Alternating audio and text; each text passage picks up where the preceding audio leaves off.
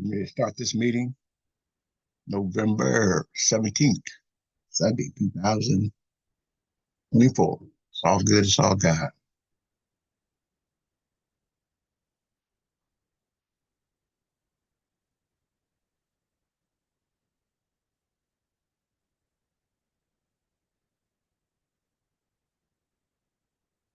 Mm-hmm.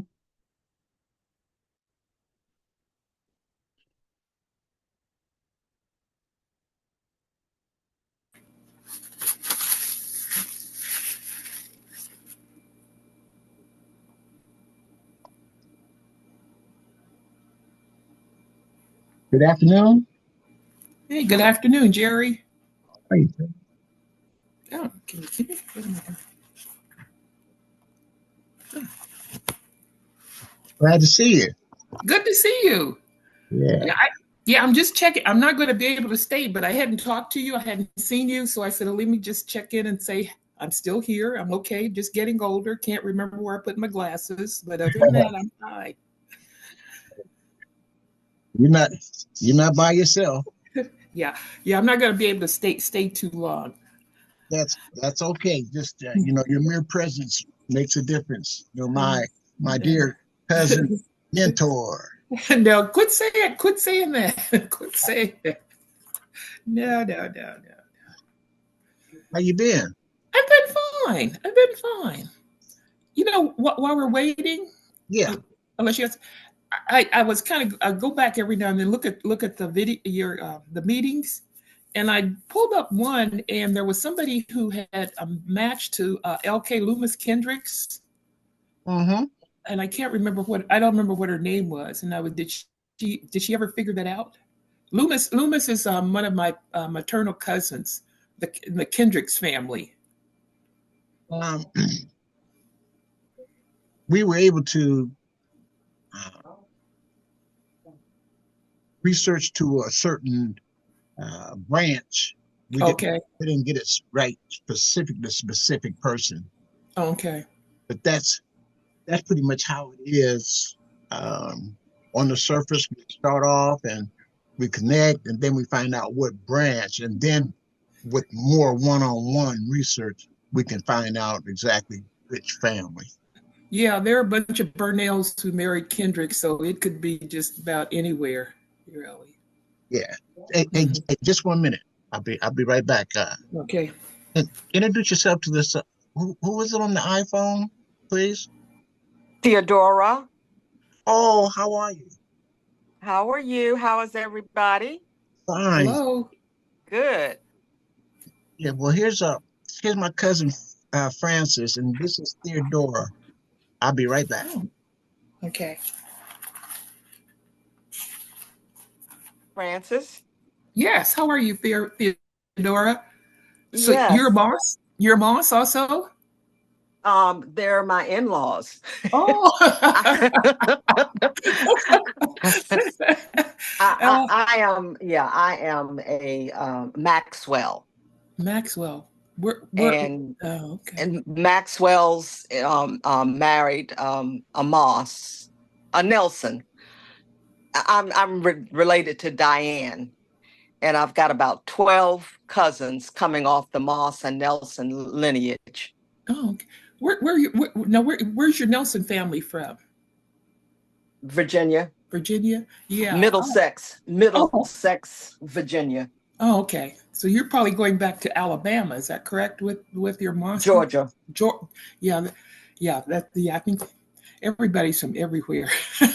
Yeah, with this group, yeah. And Yeah. I had a couple of questions on the last enslaver for um my father's great grandfather, my Oh, father's grandfather, oh, and in 1870, and I got help last time. I remember your face.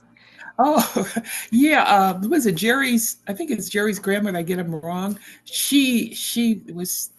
God, it's so many of the family members.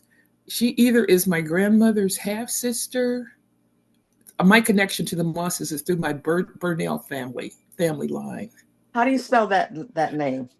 Burnell, Burnell.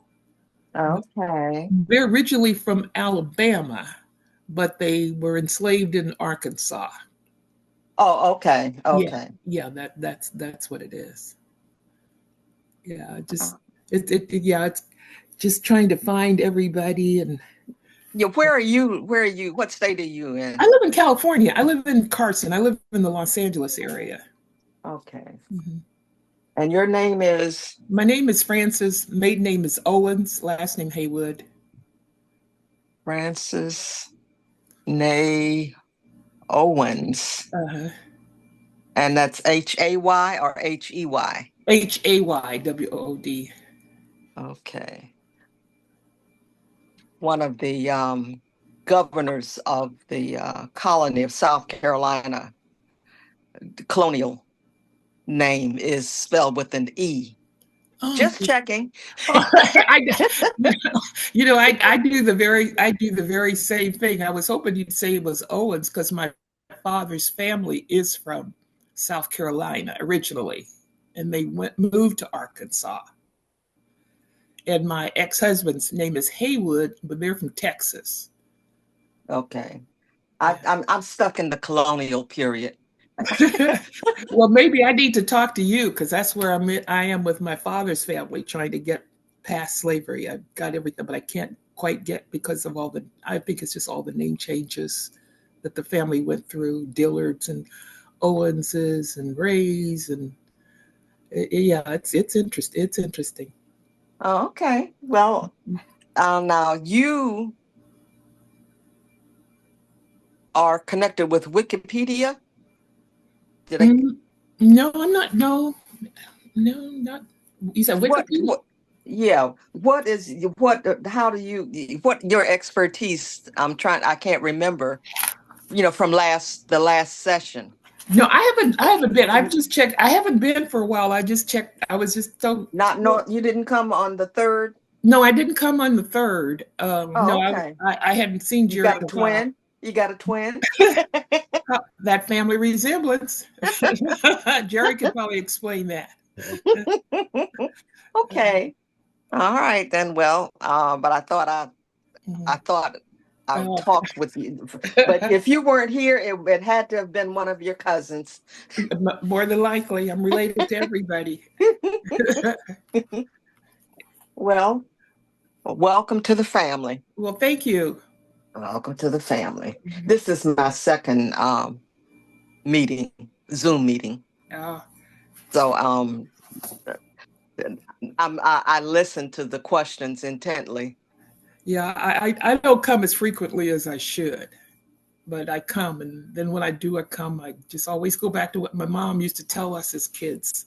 You need to know your family. And now I'm at the point where my sister tells me, "We don't need any more family. You found, you found enough." No, I can assure you, you left somebody off. Oh, I got one more story that I'm going to stop, Jerry, so you can lead your meeting. Go As a ahead. matter of fact, I don't know if I told this one the last time I was here. It's been so long ago. My niece have moved into a 55 and over community out in Beaumont, California. So she's met some people, and so there was a group of them. They were out to dinner, and this is a few months back. And so one of the ladies at dinner says, I got to go to this family reunion in Atlanta, and I don't really know these people. So I know their names are Burnells. And my niece goes, "What? I'm a Burnell." Well, so my niece calls me, Velma, that's her friend, calls her mother. And I said, "Oh, yeah. Their great grandfathers are brothers. Velma's from the Oh, John Lilly Burnell family line. I'm from the Ed Burnell line." And now they've become the fastest friends. And then a few weeks later, they were at Renee's house, my niece's house, and we were talking. They were talking about suddenly their cousins, and they're just so excited.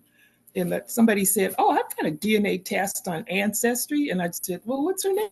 And I looked up. She now has another cousin, and she's a Moss, Jerry. Her family's from Alabama. I don't know if she called you. Her name is DeWanda. I don't know what DeWanda's last name is, but I gave her your name to get in touch with you that you could probably be of help with the Moss family. So Okay. my niece finally found two cousins in her little new circle of friends. Isn't that great? It was great. Yeah. Cousins Cousins were our first friends. Mm-hmm. And, and now here we are in our season years meeting new cousins. Yes. I'm It, telling you. it's just as exciting. It is. Yeah, it's a blessing to be able to live this long to Meet them. meet each other, and through the tool of DNA that God left, gave us, we were able to reconstruct our families, Yes. and Yes. still, we're still reconstructing our families. That, that is so Yes. true. Yes. Hi, Jerry. Diana here. How you doing, Cuz? Oh, I'm okay. We're good. Did you get my information about our reunion back in August? Um, I sent you information that we had gotten together, all my siblings that were under the Williams banner at the time. You know, this is Catherine Ellison Williams's clan that was in New York State. was it So, have you had it? huh? Did you have it this year? Yes, August. Hmm. hmm How Yeah, was it? wonderful. We had a wonderful reunion with about 65 of our children and grandchildren turned out in Syracuse, New York. That's a So blessing. that's my father is Darius Williams, the son of Catherine Williams, sister to your great grandmother, Sarah. Sarah. That's right. And we had a great time. We had charts and everything to go over family history. And we went on both sides of the family, the patriarchal side as well as the matriarchal side as well, the matrilineal line. So we did the Miller side, we did the Williams side, and to the great grandparents. So we did a really good job of that, and it was really fun. So we did a storybook of our childhood being in upstate New York, which is very different from a lot of our cousins, which are Texas.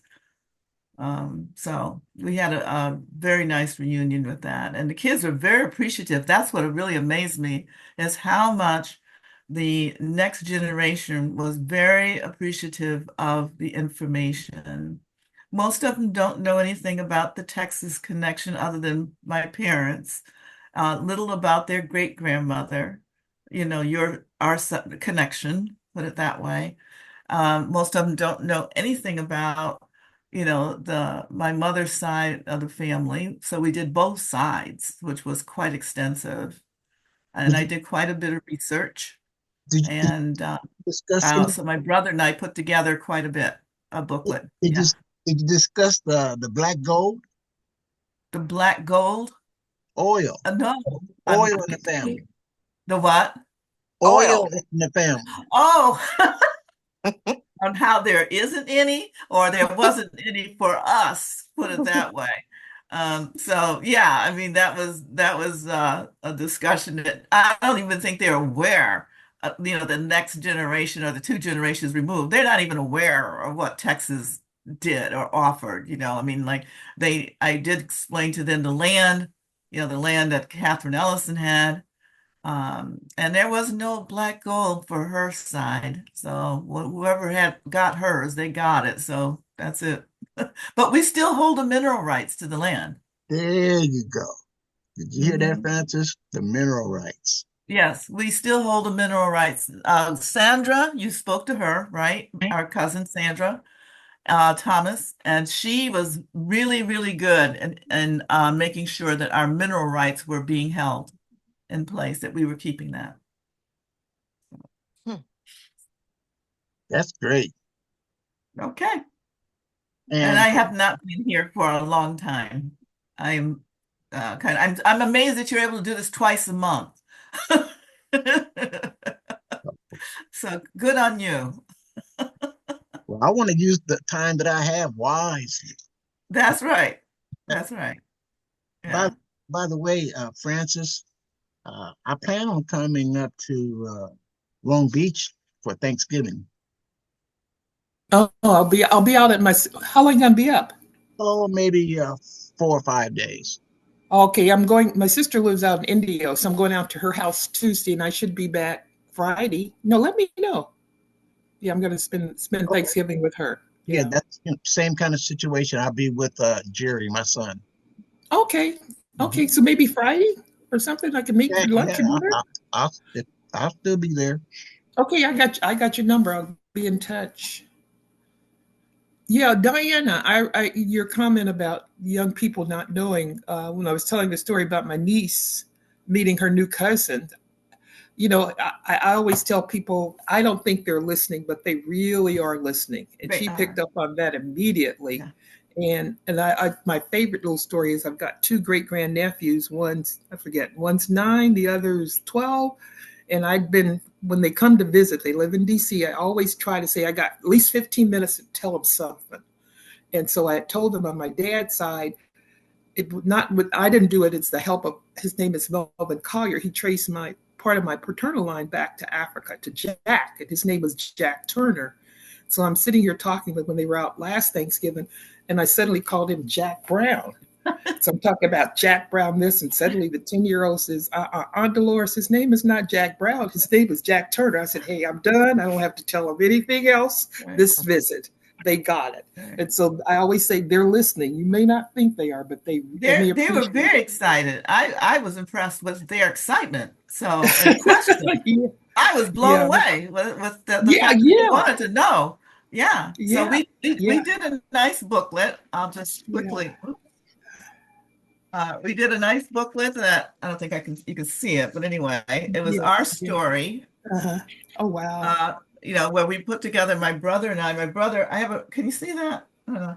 But anyway, my brother's a graphic artist, and Oh, so he's the graphic artist. He uh, helped put it together, and he and I did this, put it mm. together, and I was the genealogist, so I was able to tell who Yeah. everybody was. And what's interesting is that you find that there are photos where you'll be in a photo and your father, and then there'll be some other cousin. They don't know Uh-huh. who that person is. I said, well, this was your first cousin, or something. And I found that that was really interesting. And they didn't know their great grandparents at all in Mhm. their story. And so Yeah. we tried to write that down in this book. So we Mhm. tried to write down the story of their great grandparents, and then we even had their stories of their great great, such as Catherine Ellison would be their great Mhm. great. So that's what was interesting. We did family charts. So I don't know if you can see that, but we Yeah. did family charts. Is that clear? No, it's Yeah. not clear. What You But just anyway, kind we of did put several family charts, and pointed that out to them. And most of the kids were the younger group, so most of the people there were our children.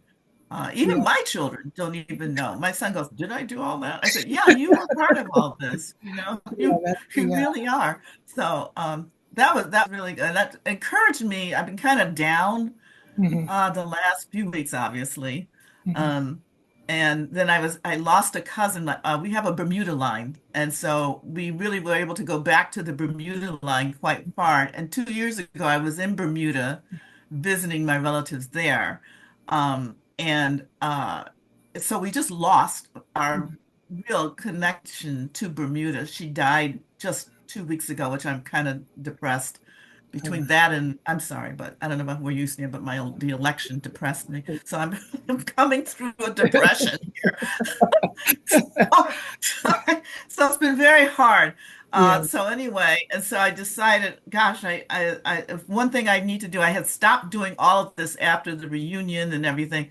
I think I'm ready to get back into digging, the genealogy line again. I was doing genealogy quite a bit here. I'm in the state of Washington. I Mhm. live in the state of Washington. My son lives in San Diego, where I had met Jerry. Okay. Um, and I am planning on coming to San Diego in March, Jerry, so maybe we can hook up then again. So, Okay, um, thank you. yeah. So anyway, that's where I'm at, and hopefully I feel my energy coming back to try to do something else and go into my genealogy again and writing, because I'm trying to write the family story. And Yeah. Very Yeah, interesting. I think you're where we all are. I'm the one who presents things at our family reunions about the family, and I always say my family reunion is a little weird in terms of who's attending. They started in 1979 around my parents' Wow. 50th wedding anniversary. Wow. And so it's been generations. So now we're into my nieces and nephews or cousins, younger cousins are have taken it on. And this one was in Tulsa. And so when they started it, because it was around my parents' 50th wedding anniversary, all the families were coming, maternal, paternal. And since everybody's from Arkansas and everybody knew everybody, you couldn't call it the Owens reunion. You couldn't call it Burnell. So my niece said, just call it the Kin folks. So at the Kin folks, I get to see both sides of my family. And so my Aunt Mary, her name is Mary, she married a Harris. So the Harris is now coming. So I'm only related to one line of the Harris family. Now the reunion is mostly Harris's, which I just really appreciate. So through the years, I've kind of put together, you like your booklet and things, just so kind of keep it. So the group that put it on this time, they said in the back of the room there's a chart that says how all the families are connected and kind of going back to the first ancestor. And I really never went back there to look at it. And I went back. It's something I passed out at the reunion 5 years ago. Oh, And wow. I mean, I said, they're really still keeping Right, up right. stuff. And everybody's back there looking, and the Harrises are looking at who their earliest ancestor that I could identify, and all of those children, and one of my cousins on my dad's side is the rapper Sir Mix-a-Lot, and his name is Anthony Ray, and he's back there, and his girlfriend was with him, and she's explaining to him. He's been to a couple of reunions, but I think it really kind of clarified. But it was just interesting when I finally went, oh, so that's my stuff. I was just really. I said, who kept this? And we're talking about the people who kept it were 40-year-olds. So they really are excited. So that was like 4 or 5 years ago, you put something out and they still got it. I said, hey, maybe I'm doing something right. So I understand your enthusiasm. I really do. Well, thank you for those comments. This is the meet and greet section. And and like I said, cousin Francis, he won't be able to stay on too long, but I do want to ask each one of you to give me a brief description of who you are, where you live, and who are you researching, some of the surnames, and then and we'll start with Francis, Diana, Clarice, and Theodora, Betty, and then Tiffany. Can we do it in that fashion? Just a brief intro so we can just get familiar with who's here. Oh, okay. Oh, I'm Francis. I'm Jerry's cousin through. Is it your grandmother? Is your grandmother that's the Burnell or your great grandmother? My grandmother. My Grandmother. Okay. his mother. Yeah, so I'm connected to Jerry through his Burnell family line. Families, maternal families from Arkansas. My father's family is originally from South Carolina. Right now, I kind of haven't really sat down and really done research, but right now I'm really interested in the Georgetown group. Again, younger cousin called and asked a question, which generated me discovering that I think it's the maternal line is a DNA match to some of the people that were sold at Georgetown in the 1800s and shipped to Louisiana. So I'm trying to find that connection, who that common ancestor is. And they have a meeting every Thursday night. I go irregularly, but I really need somebody to help me to make that connection to Georgetown University. I hope everybody familiar with that piece of history that the Jesuits sold about 272 Yes. of the ancestors and shipped them off to Louisiana. So that's my research, is just trying to find out who it is. Who's some of the surnames and where? Could you let the participants know where you live? Oh, I grew up in Kansas City. I was born in Arkansas, grew up in Kansas City, Kansas, and moved to California. I now live in the LA area, living near Long Beach. Yeah, in Carson. Thank you. Deanna?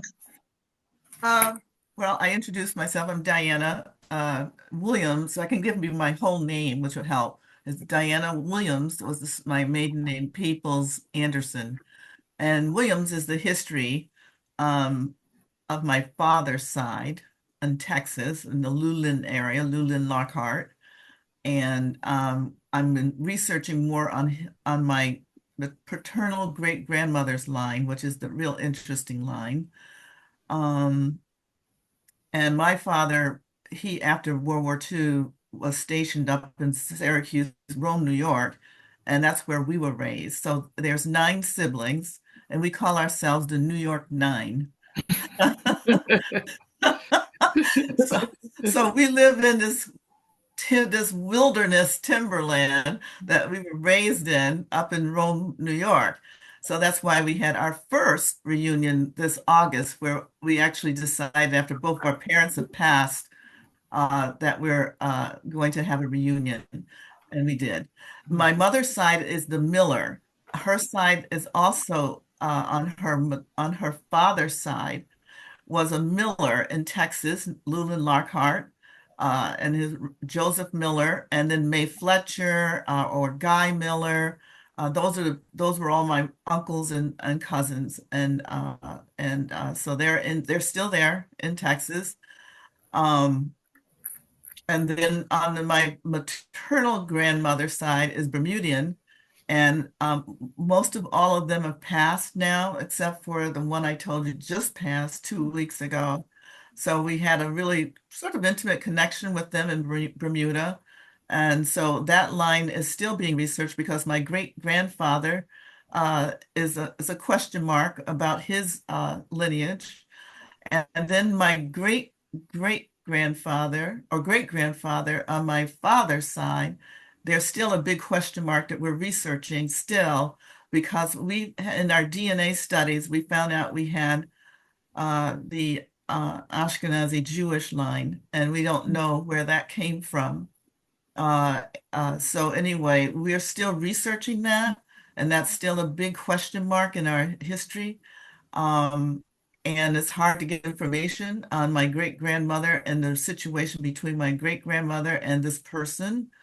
But it's enough percentages that is something to look up. It's not like 2%, or it's like over 10 to 12% for us, the children. And my father's line, my father himself and all of his siblings were over 25% Jewish. So that means that one of the parents of his side was Jewish. And so we're still trying to find that. And I've taken DNA with Ancestry, and to confirm it, my cousin Sandra Thomas took the DNA. My brother, I had 2 brothers that took the DNA, and all of ours is almost all the same. Wow. So that was quite amazing and quite a surprise. We did think we were Native American lineage, and that turned out not to be the case. And they were not happy with me when I took the DNA test and found that out. So, That's interesting. so my aunts were very unhappy with me in doing this. So they're all gone now, but they realized that it was some truth in it because when they found out that their DNA, my father and his sisters were all at 25%, just the Ashkenazi Jewish part, not to mention the rest of the European part. So they had over 40% of European and Jewish mixture, and then 60% of Nigerian, Ghanaian, and other mixtures. So that was what was interesting. So they finally stopped. How would you say, ridiculing me. So they really realized after Sandra took it and a couple of the cousins took it, they realized, oh my God. And my aunt took it, which was even better because that's how we found out her percentages, which is my father's youngest sister. Okay. So I'm still on a roll. I'm still looking. I still got question marks big time in my family that I'm trying to find out. Oh, one other thing. In one of the research found out that one of my great third great grandfather was free from Virginia. And I looked up the manumission records of Virginia, which are quite available, and found the family that gave him manumission. He was only 5, and his mother was there with 4 children, and he's one of the 4. And then he moved to Alabama, and then the rest of his journey is from Alabama to Texas. So my God, what happened? He was born in like 1795. So this is like very early. And how did he manage to get from Virginia as a child and his mother? What happened to that family is my big question. Well, because this is one of the purposes why I have bi-monthly meetings, and you have came back. You're back to life, and you have a format, and that was very informative. And to see you smile and the information that you share is it's invaluable. Thank you, cuz. You're Clarice, welcome. please. Yes. Hi, my name is Clarice Collins. I am a novice at this. I originally I live in Sacramento, California. I am a native, not a whole lot of us, born and raised in California. But I started out about 2007, 6 or 7. I would go to a seminar that was being put on a couple of years, and that's how I got started into Ancestry, opened an account, just sort of played around, fumbled around, found a few things, didn't really know what I was doing. And I did that for a couple of summers. And then I just sort of dropped it, printed out a lot of things. And then I got reconnected through another group that I'm with Jerry's group. And the mountain has blown up.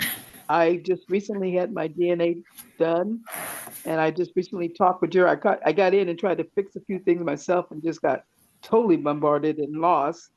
And of course, I had to say, Jerry, I'm stuck here. And we went through some things, and I mean, it's just amazing. I'll be 74 on the 21st of this month. I didn't know any of my father's people. There was one brother that came out to California. My father was in adult school. He left his home when he was about 13, jumped on a freight train, came to California, sleeping in a park, met this man who took him in. Later on, he met the man's sister, who happens to be my mother. And so we didn't have, and my father didn't talk much about his family. But when he died, I got his high school records of what it was as adult school. And there was one brother that actually was listed on his address. And of course, we couldn't reference anything other, but couldn't find out that brother actually died in 1997 or something, well, some year, but if we had have known, we could have contacted him. I think he later moved to LA and then back to Texas. I didn't say where my father was from. He's from Texas. But through the DNA, just discovered that the brother had a son, and that son actually was in the Vietnamese War and died. So that was a very somber moment. Just recently, as last night, we found that out. But I'll be able to go back and contact his death records and who signed, and I'm sure he has children or somebody, not necessarily, he may not have any children, but it'll be family member that's close that I can get some information out of. So that's the research that I'm doing. I'm in the position that many of you just stated, trying to do the research, put it together, and pass it on to my children, to my family, and using myself as the catalyst to pull all them together, because I know my mother's sisters and brothers are immediately, and on my mother's side, which is a Newton, I know her family, but we can trace back to the 1700. We got a lot of information. There was one piece of information that I didn't know. We were told that my grandfather, my mother's side, had German in him, that his mother was German or part German or something, and the father was Black. And so through the DNA match, come to find out on my father's side, there is no German whatsoever. But on my mother's side, there was 2% German in our background. So that kind of clarified and solidified that piece of information. So I've yet to do more research and pulling up things, but this has been such an eye-opening for me. And just listening to you all talk of the little travels and the different things you're doing, that helps me put together my family grouping and get information. So, and I've been learning a lot since I've been listening to the program, I think for a couple of months now. And so I'm picking up on clues, and I thank you all for sharing, because that gives me hints and ideas of what I need to do and the research I need to do, because it is a trial and error. I have a lot of stories on my mother's side, have very little on my father's side, but now I've got all this new information. Jerry has shown me how to go through, how to send messages, how to mark things, and I'm picking that up. And I am so grateful that I met Jerry through this group, and the work that he's doing, just invaluable. When you don't know a side of your family, it's like half your life is a shadow. And all of a sudden, that shadow has figures, it has faces. And with the DNA, the matches by the area, location of people that are here, there are pictures on there. And it's like, and I was telling Jerry about a cousin who is 85, and she has all the information, stories. She knew the grandmother and the great grandmother on my mother's side. And I was telling her last night, and she was so excited. I said, we got to get together. You got to see this stuff. I said, did you know that your mother and your father was living at grandma's house when you were born? You were just a year old. Did you know this and this? I was just going on, and I called her at 11:30, 12 night. She didn't answer, so I just hung up the phone. But I was so excited of finding out this information. As I said, I'll be 74 on the 21st of this month, and just now learning about my father's family. And What's thank your you. what The is your name, maiden name? Your maiden name. my maiden name is Collins, and my father's family are Collins. And I think, yeah, most of them are all Collins, and there's a Corley, Macaulay and Corley are the same. I understand that he got in some trouble and he switched his name around a little bit. So it's Macaulay and a Corley, Corley. And Collins is my father. Those are the two names that I know. On my mother's side is Newton and Brown. But the Newton is a very popular name. I've actually have pictures, and I've gone back to Indian Springs in Georgia and saw the gravesite of my great great grandmother and grandfather. And then when we went through the DNA thing, Jerry showed me the actual grave. So I don't know where those pictures are, but now we can pull them up, the grave and all this information. I just like, I could not believe the things that the Pro Tools does. And I'm just getting into the very beginning, but I got enough information from Jerry and to go through the process. And I thank him for taking the time to do that, to where now I can start to look a little bit more. I'm sure I'll have a lot of more questions, and I'll be still attending these meetings, and I'll probably be texting Jerry sometimes, say, what about so and so? What about so and so? And I just appreciate him taking his time. And like one of the ladies just said, where do you find the time to do this twice a month? But I just value what he's putting in, not only finding his family and connection, but helping others do the same. And thank you to each one of you for sharing your journey and sharing your plot, because it is very helpful. And I'm just soaking it all up. So every time something comes out, I say, okay, here's what you can do. And there's a lot more I got to learn, but I'm just taking it step by step. Again, the Collins name is the one that I'm really researching. In Texas, they were all in the Guadalupe County. My mother's family, we're from Oklahoma, Tulsa. And of course, we went through Georgia, Kentucky, but I have a lot of that information. But the Collins in Texas, Guadalupe County, the whole group of them came from that particular county. So that's what I'm really stressing right now. Thank you for listening to me, and thank you for sharing. Thanks, Clarice. I sure appreciate it.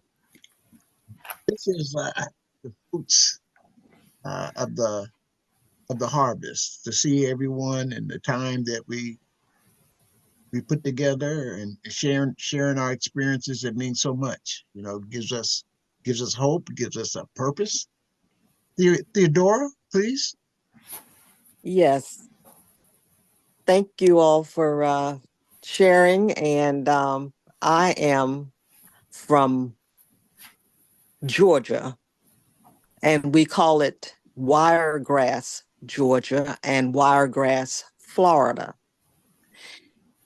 I have been working on knowing who my family members were all of my life, but I got started with family tree DNA, and that was the test that I took. But perhaps 3 or 4 years before that, I would do record search with Ancestry, and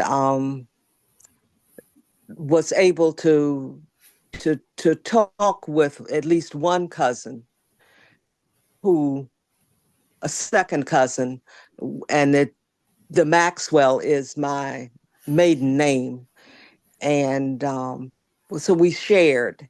And about 15 years later, with that second cousin, I'm finding out that we also share a lineage for the North Georgia folk.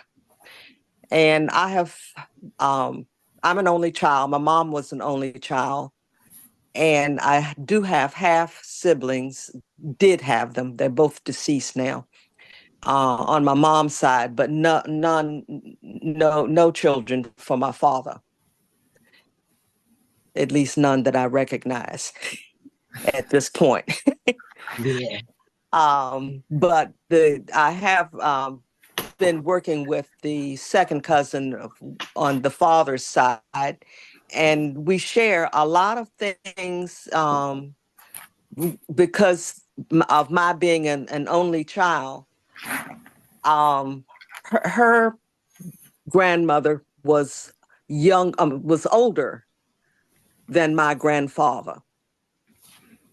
And this is not the paternal lineage that is relevant to the Mosses and Nelsons. And so I'm being distracted. The father side is, we're talking, when you look at the border of Georgia and Florida, Lowndes, Lowndes, is the main county. And then there are about 4 counties below it in the Florida border. Those, we have families in those locations. Who are some of the surnames? The surnames. Well, she has more than I do. And her grandmother stayed on a different area of the county of Lowndes, Lowndes. Her people are basically from Lakeland. What are the surnames? Blake, Moore, Miller, Forrest,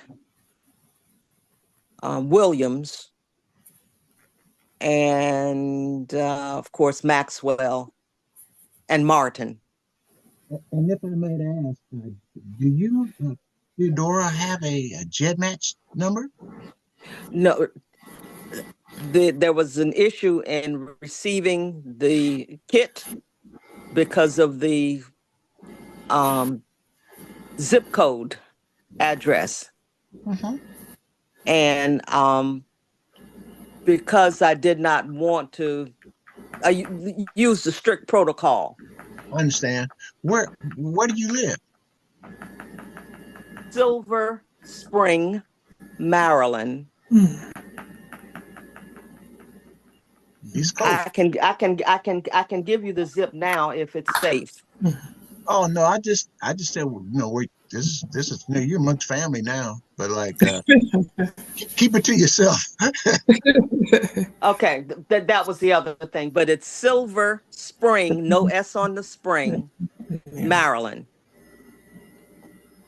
Okay, is there anything else you want to share with us before? Okay, on the Betty? Yeah, I have, my question last time was, who was the last slave last slave owner of Archie Maxwell? I have a name for his father, but no name for a mother. But his father's name was Leland. Leland was a name of a prominent Virginia Protestant minister who was disliked royally by people in the area, Middlesex, Virginia. Maxwell, that we get the surname from, was a prominent Protestant minister who was kicked out of Maryland under penalty of losing his life. And I traced him to Elbert County, Georgia, which is in North Georgia. And because of another contact I have from the Fayetteville, North Carolina area, whose last name is Campbell, who also is a relative of Diane Moss, Diane Nelson. And she he was very instrumental in letting me know where the Maxwell property was for this particular minister's son. And I've been hooked on the history of it because I don't have names, I don't have stories. And I have been able to piece together my journey through the history of the colony's formation all the way down. You'd only had 13 colonies. So I have to become familiar with all of them. So what has become outstanding for me is the administration of the founding fathers, all of them, who were the major political and military people in the Continental Army who were assisting George Washington. Excuse me. Isn't it something, I'm talking to the participants, isn't it something how the folks have information that can be traced to this kind of specificity, and that we are using tools to find out about their history, Theodora? Yeah, and in fact, if it's because of my love of history that has said you cannot find anything about your people until you know more about the political environment in which they live. And that, I mean, I will never stray from this because it has become an invaluable tool. So when I'm asking, as who was this last enslaver, it was because the print was so illegible on the documents. So I got assistance from the last meeting, and I followed it up. The names that I was provided with, I found them on Wikitree. And so okay, so who are these people? Another stumbling block. They can't seem to get out of, as they call it, Houston County, which was the name of the area in 1820. Well, maybe hold it now. We're going to keep moving, but maybe as we go through our presentation, you'll be able to pick up some more information. You'll glean something from us. So could you wrap it up for us, please? Yeah. So that's where I am now. I am just taking my time. I have to find out who this family was. Why did they decide that they should come into Georgia? Where were they before that? This is my strategy. That's the thing that I can share with you.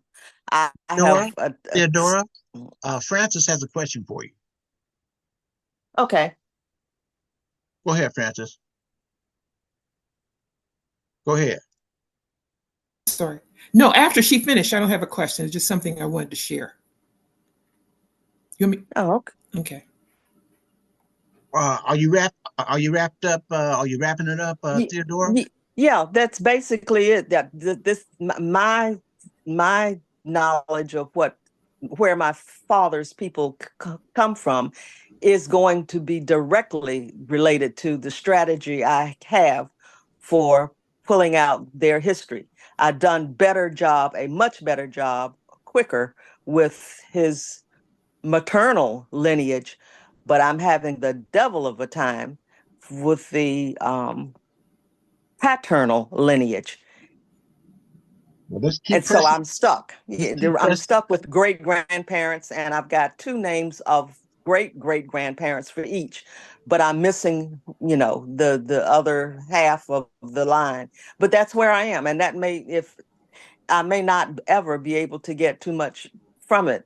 For some reason, the records are not available, and it was because of the warfare with the Indians. Okay. Thanks for that story. Go ahead, Francis.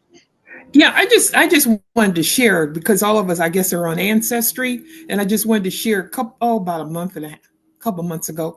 I went on that feature they have called newspapers, and I just entered my grandfather, my paternal grandfather's name. His name was Allen Berry Owens, and lo and behold, I found a 1916 article from Little River County, Arkansas, where he lived. And the headlines on the article basically said that 2 white men were sentenced to life imprisonment. So you see something, and I'm like, what is this all about? With my grandfather's name in it. So you found out the article was. So I'm just saying that feature, if you go in and put some names in, looking at where they lived, you might come up with some interesting things. What the article was about, that in 1916, and remember, this is in a newspaper in Little River County, Arkansas. My grandfather and my paternal side were on their way. They lived out in the country, on their way into town to Ashdown, where I was born. And on the way to town, they were robbed, and 2 of my cousins were raped. They went to trial. My grandfather testified along with my cousin, my uncles, my grandmother. They all testified, and the jury took them about 30 minutes, and they sentenced these men to life in prison. Now, I need to find the prison records to find out if they really served that time. But it was just, it was like, okay, who are these people? It kind of gave me a little bit more insight into who my grandfather was. Who was this man who had that much, I'd say, reputation or status in the community, or respect for white men in 1916 to be sentenced to life imprisonment for assaulting Black people? Because what we hear in history, you don't usually hear those kinds of Absolutely. stories. Not that way. No, not that Not way. that way. Jerry, did I send you that article? Did I send? Yeah, I think I did. So use that newspaper feature, because it goes back to old newspapers, and it's just amazing. That is just amazing as to Is that by pay? Do you have to pay? I think it might be extra on Ancestry. I don't know. I've paid so long to Ancestry. Yes. Yeah. So I think it's yes, a newspaper feature, and they're really, really, yeah. I said, trying to figure out what to do with that archive. I've shared it with the family. I shared it with a professor at University of Arkansas, because they have something called Black Voices of Arkansas, and they're looking for stories. And her comment back, she said, the story's amazing, but I'm still amazed it was in the newspaper in 1917 in Arkansas. So that was my comment. Okay. Go ahead, Betty, please. Unmute yourself and then introduce yourself and tell us about, who you're researching, and a little bit about your, family history, please.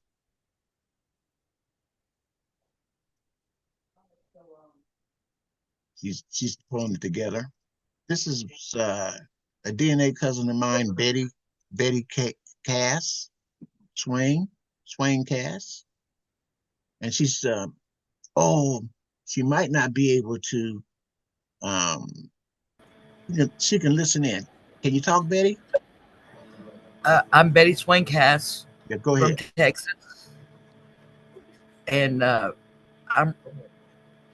I'm Jerry's cousin by DNA testing, and my folks are original. My grandfather on my Swain side is originally from South Carolina, My Russell side on my mother's is originally from North Carolina. And I don't know how Jerry and I are connected yet, but he showed me a lot of things and we're trying to figure it out. But surnames that I have researched are Swains, Russells, Eggers, Lawson, Ellison's, which is on my husband's side. And that's how one of Jerry's and ours come up. And he's showing me how to do my DNA and things like that. Who are your paternal surnames? Is Levi. Oh gosh.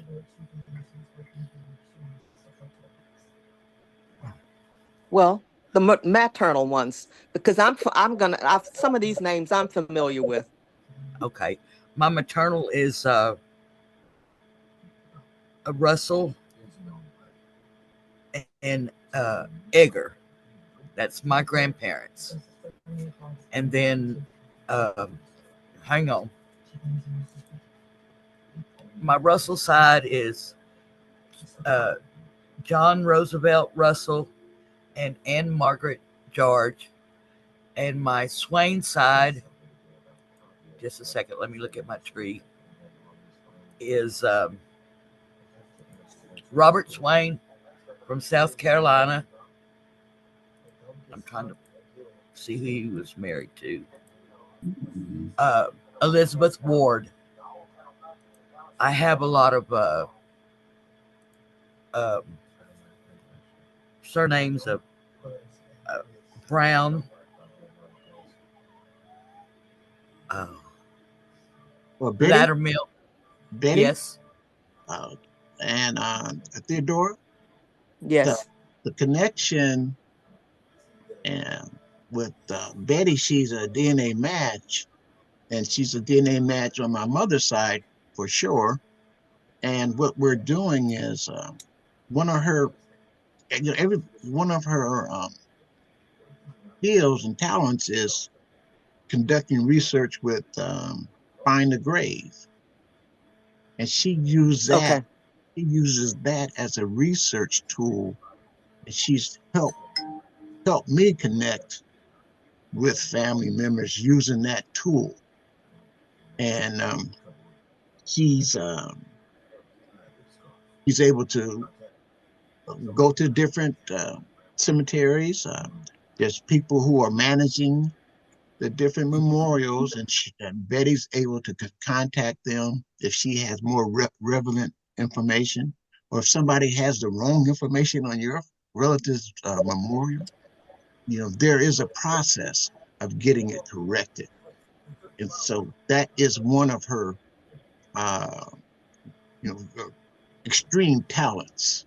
And she's iron sharpens iron, and she's helping me, and I'm helping her in the process. And Thank you. you live where, Betty? Rapid City, South Dakota. Wow.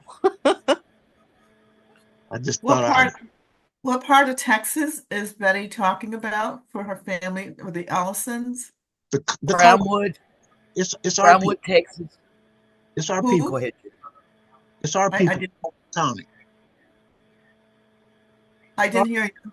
It's our relatives, the Caldwell County. Caldwell County. Yes. Yes, that will be. Ellison is one of our family names too. My grandmother.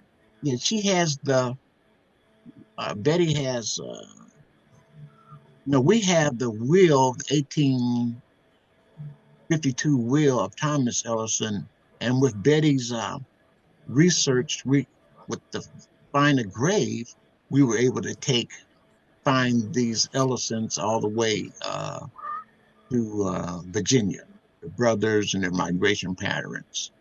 So it is That might help me. It is helpful. Anything else you want to add, Betty, before I go to Tiffany, please.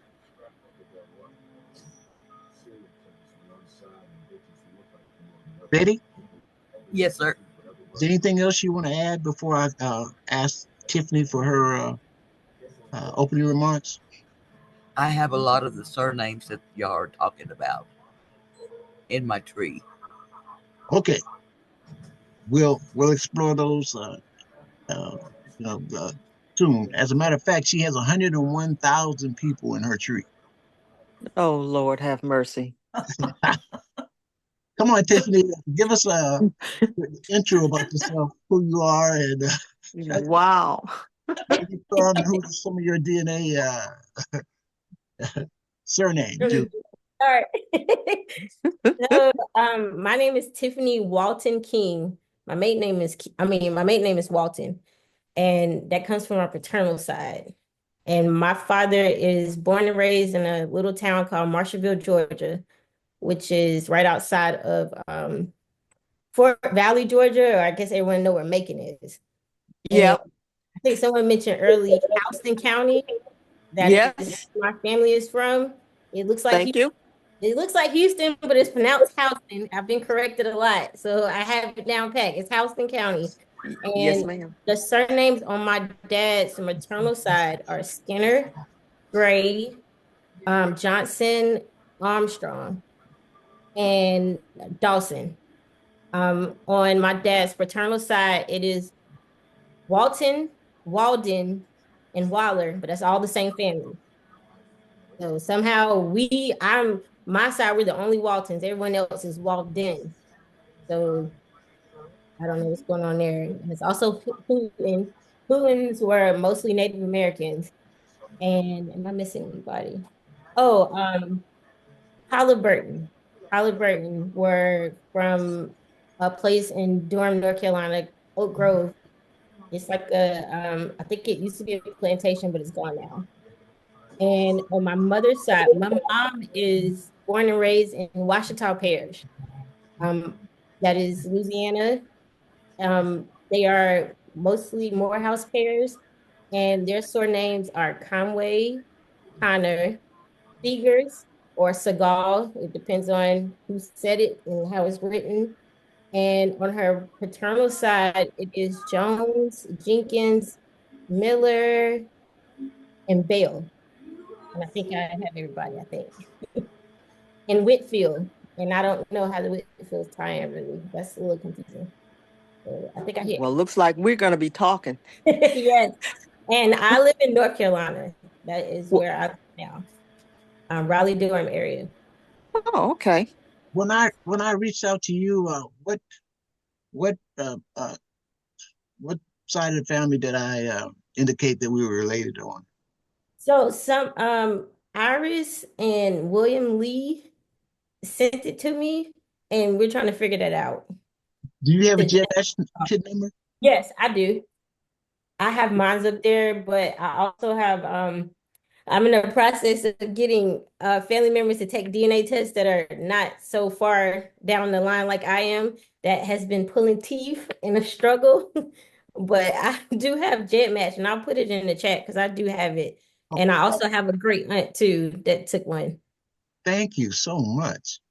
And I'm trying to get my great aunt to take one. And oof, oof. I know it's a process, isn't it? What is GEDmatch? GEDmatch allows you to take centimorgans and put it down to the lowest possible. So on Ancestry, it stops at 6 centimorgans, I think. I think that's what someone said. With GEDmatch, you can put it down to 2 or 3, and you get way more matches. Because on Ancestry, some people I am not related to, but when I put it on GEDmatch, then now we are related because it goes down lower centimorgans. Do you do So the through lines on the Ancestry? So through lines, I use through lines to check to see if I'm on the right path. Through lines inaccurate sometimes because it depends on what you put in your, like for instance, we grew up in my family thinking that my mom's mother's father was this one particular man. We took the DNA test and we have all these Price family members coming up. That was actually her father. But so on through lines now, it's still showing the incorrect dad and not the right dad because everybody has put the wrong person because that's really what we thought until we took DNA tests. So you Uh, have uh, it's let's see. you use it to check it to see if you're Just a minute, Tiffany. Uh, Mhm. Betty, please mute yours if you could, Betty. Mute yours, Betty. Muted. Yeah, mute your mic. Okay. Now, and Diana, I'll answer your question also. Okay. What Tiffany said, uh, that's one of the tools that GEDmatch can provide. But here's what GEDmatch is, and please, anyone who wants to jump in and help me on this.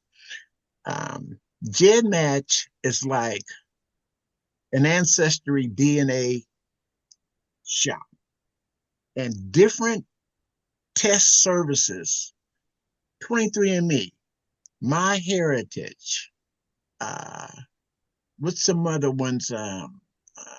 Family DNA.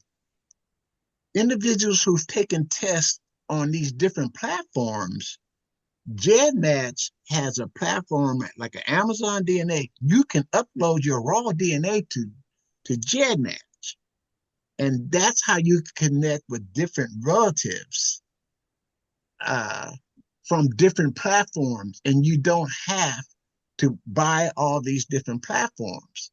So you'll find someone who's not in Ancestry, who's not in 23andMe on GEDmatch.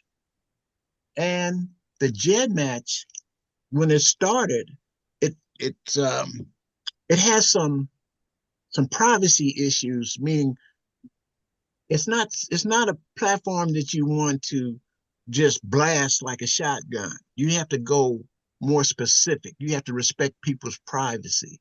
As a matter of fact, it's used by the law enforcement.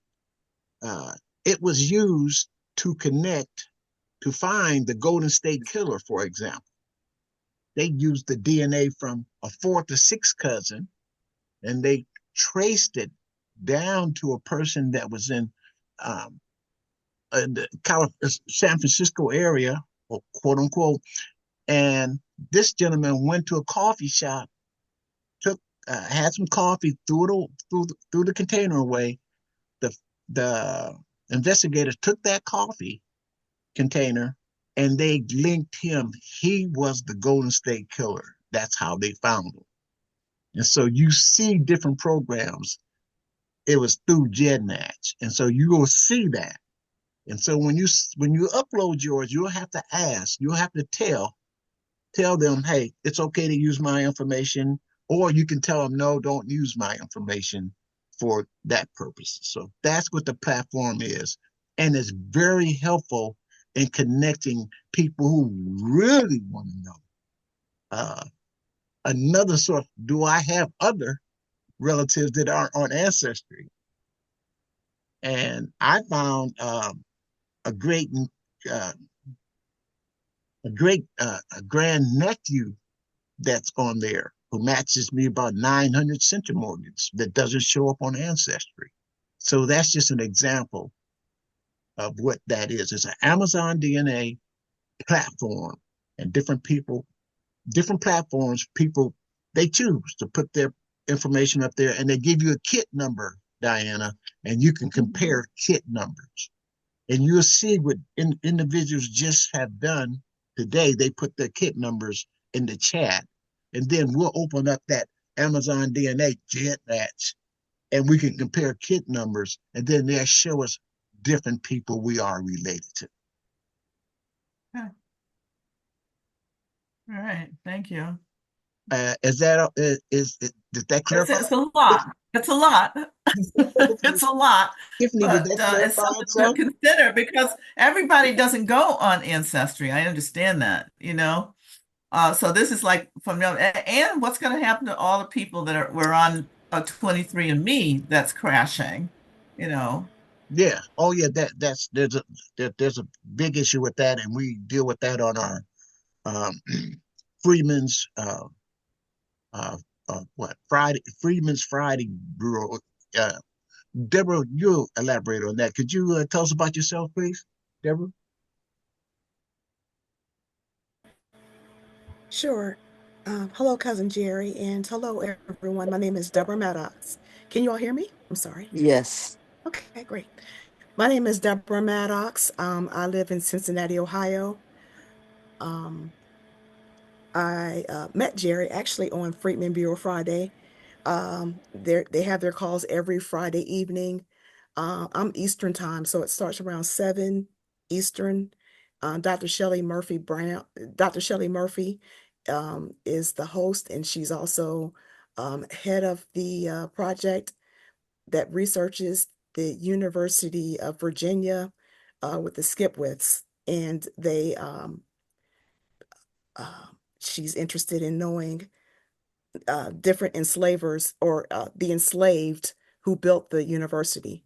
So they have a Facebook page that you can go there to get the link, sign up and get the link to attend on Fridays.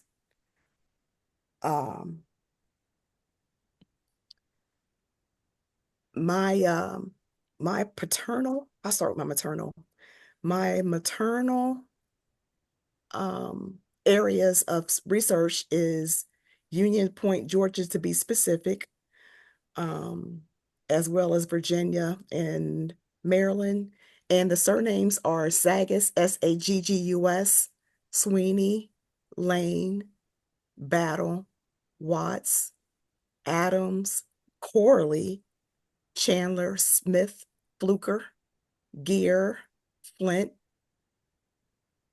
Cheney, Peacock, Turner, Overton, Lumpkin, and there's some others.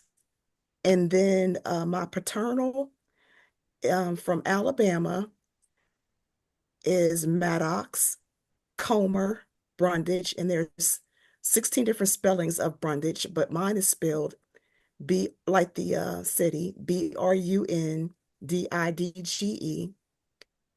Thomas, White, King, Johnson, Campbell, Seiler, Baker, Ward, Streeter, Davis, Pryor, and Murphy. Thank you. You're Thank you so welcome. much. So much. Um, this is the meet and greet. So now we met each other. Does anyone have any questions for anyone before we go into the agenda?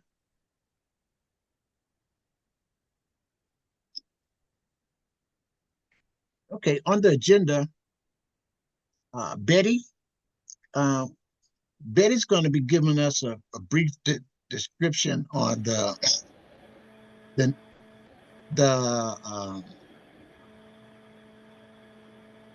find a grave. And what I'll do is I'll pull up one of what I just found, and she's going to give us she's going to share some information on how you can connect and find different relatives on Find a Grave. And I'll be sharing my screen, and she'll be directing me through that process. So that'll be the first item that we're going to do. So, Betty? Yes, sir. I will share my screen, and I'll pull up uh, I'll pull up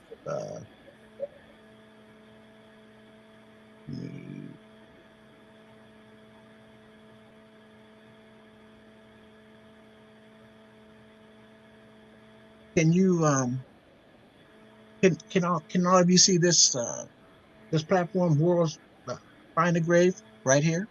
Yes. Okay. What happens is I made an account, so I have it. And Betty, I want to just show them what I've done with Thomas Moss, for example, and how we connected in a couple of cemeteries. So do I go to his in Ancestry to him and then click on him there, or do you want to start the presentation from here? Let's start it from Find the Grave. Okay. Please give us an overview, please. Okay. If Jerry will, what we did is we typed in Thomas Moss. We typed in the year he was born, the year he died, and we hit search. We didn't find anything. So we went down to the bottom of this screen where it says add a memorial. If y'all can see it down at the bottom. It's right here. You And see, right here. okay. And if Jerry will click that, we'll see the next screen that comes up. But I didn't type his name in yet. Right. So but what we did is put not buried in a cemetery because we had no grave record. So he clicked that, and then we chose unknown. We clicked choose. Okay, what? Click choose. Burial type. Yeah. Choose. You click it, and we put down at the bottom, it says burial details unknown. We clicked it.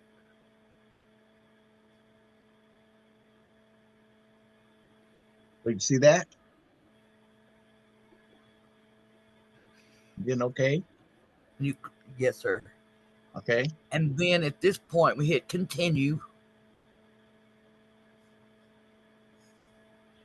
And now we put in Thomas Moss, and we filled all this information out that he had. And then we clicked add a memorial with the name in there.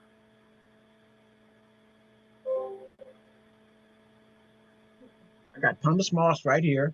What else? He's a male. And do I have to get the information that we had previously? Right. 1899 is when he died. 1899? Yeah. Yes, sir. And I believe it was 1859 when he was born. Can we go with this one, or I can go to his memorial. I mean, now let's just go. Let's close that out and go to the memorial because we want to show them some things on it. What we already have, right? Right. Okay. That's how we added him. Is there a cost for this site? No. Okay. Now let me go back to my.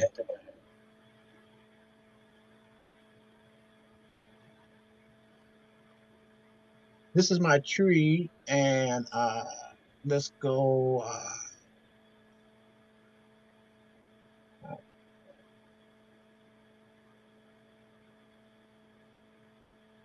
Horizontal.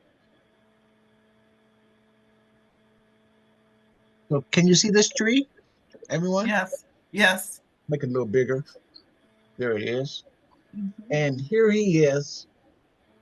There I am. My father is Kenneth Moss. Here's David Moss. And then it goes up and Ethel Burnell. And these are the Burnells, my line. And here's Isham Burnell Sr. And here's Isham Burnell Jr. And that's how I'm related to Francis over there. Now, here's David. Here's Thomas. This is the one we're talking about. But we know about Reuben Thomas Moss. So go to the Thomas Moss, right? And for Diana, here's the Ellisons, and I have all of them. And here, yes, those are my same grandparents, right? I have all of them, right? Great grandparents. Sorry. So now, do you know who Lee Gum's father is? Can you go further? Yeah.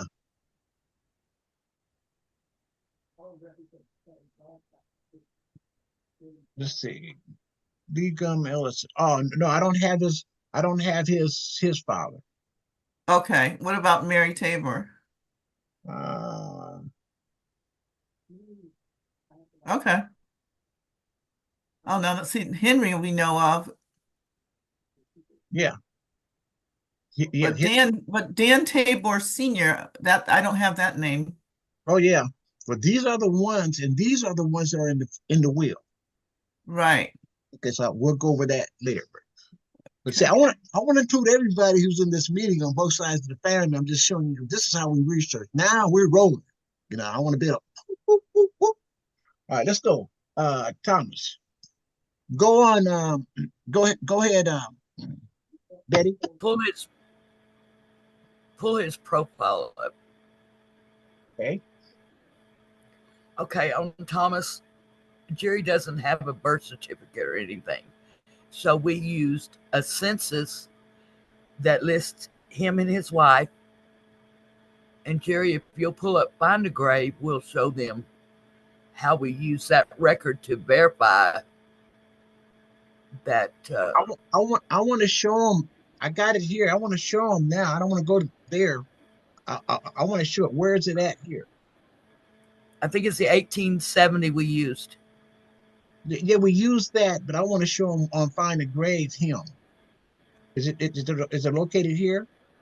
No, you're gonna have to go to. Do you have any hints? Has it showed up yet? It will. He has one hint. Hit your hint and see if it comes up. Oh, that's not the one. No, that's not the one. So it hasn't showed up on Find a Grave yet. Let's go to Find a Grave now and pull up Thomas W. Moss. Okay. Hold it now. Here's where we're at.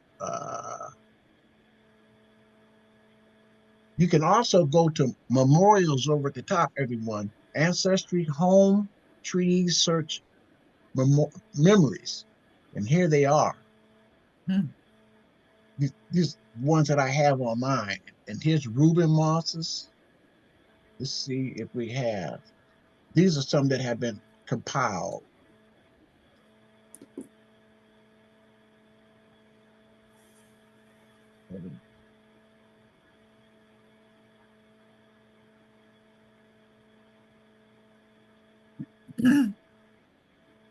These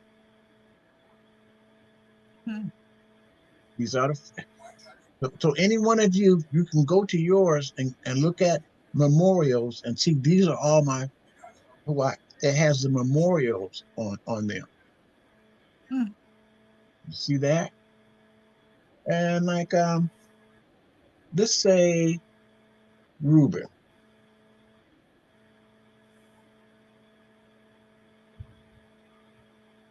This is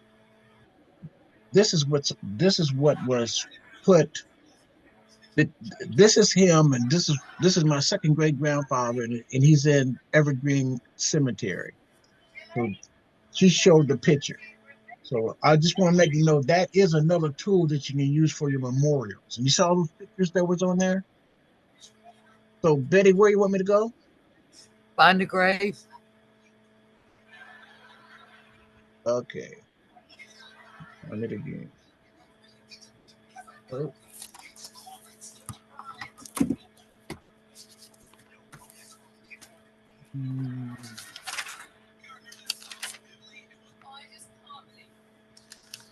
Let's see here.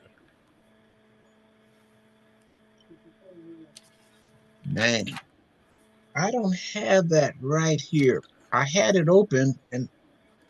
Okay, just a second. Let me see if I can share my screen. Okay.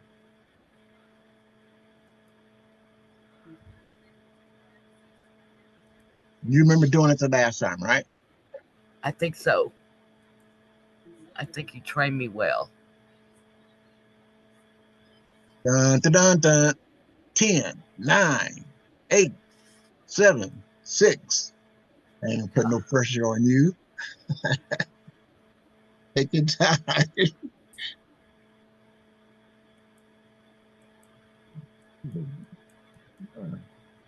Had it open.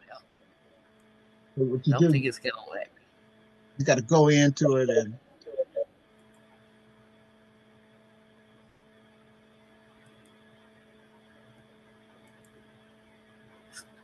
You may have to show your screen.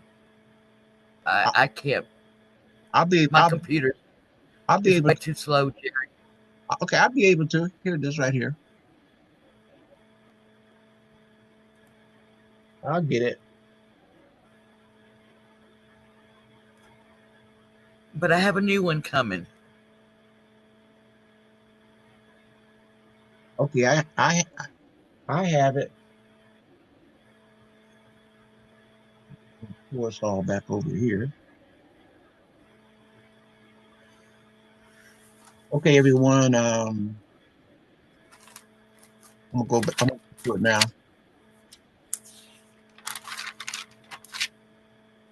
Okay, Betty, go ahead. Here it is. Now Jerry's gonna type in Thomas Moss.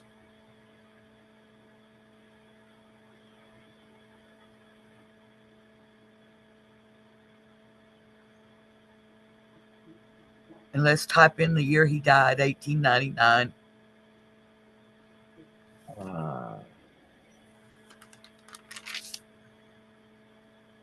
Okay. And then we're going to hit search. Let's see if we can do it on that little bit of information.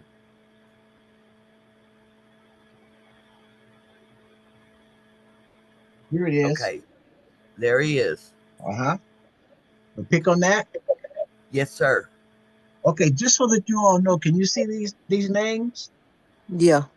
Okay, when we had did the work previously, and this is my great grandfather, and I know he passed, but I didn't know where he's buried or anything. And there's no monument for him. And so I wanted to make one on Find the Grave. And so we ended up using one of the census, and we made a memorial for him. And so you'll get a chance to see it now. And look, on Find the Grave, we only added two things: his name and the date that he was that he passed away. And then look, it shows up. But look at all these other Thomas Mosses, all these different ones. And so we specialize it, but we know that this is the one, right? Okay? Yes, sir. Click on that. There he is. So go ahead. We didn't have a birth record or anything, so we used the census that showed the parents. By doing that, we were able to go and add his parents, Reuben T., City, and his wife. Now, if you scroll all the way to the bottom, Jerry, I'm there. You'll see that Jerry is the creator, contact manager of this site. And he can, you go scroll up a little bit more, back up to the top. He can edit this. He can put a biography that tells about him. He can list all the children in the biography. He can add the rest of the family. You can use a census. You can use a birth record, a death record. You can use a military ID to add your family to Find a Grave. And so now that we have it, we can add flowers. You can see if somebody looks up my great grandfather, they have a memorial for him on Find the Grave. And I put this you have to verify it, because Find the Grave, somebody else had it before me, and you have to let them know, hey, you know what you're talking about, so they release it. And then I am the one who added the photo. And then, as you see at the bottom, uh, where's it at? Created by Jerry Moss right here, November 16th. And so now he has a memorial ID. And and Betty left. What did you leave, Betty? A tree left by Betty. What did you leave? Oh, it's in her tree too. So that's why you see flowers there. And so we were able to add. Once I had him, I was able to add his father.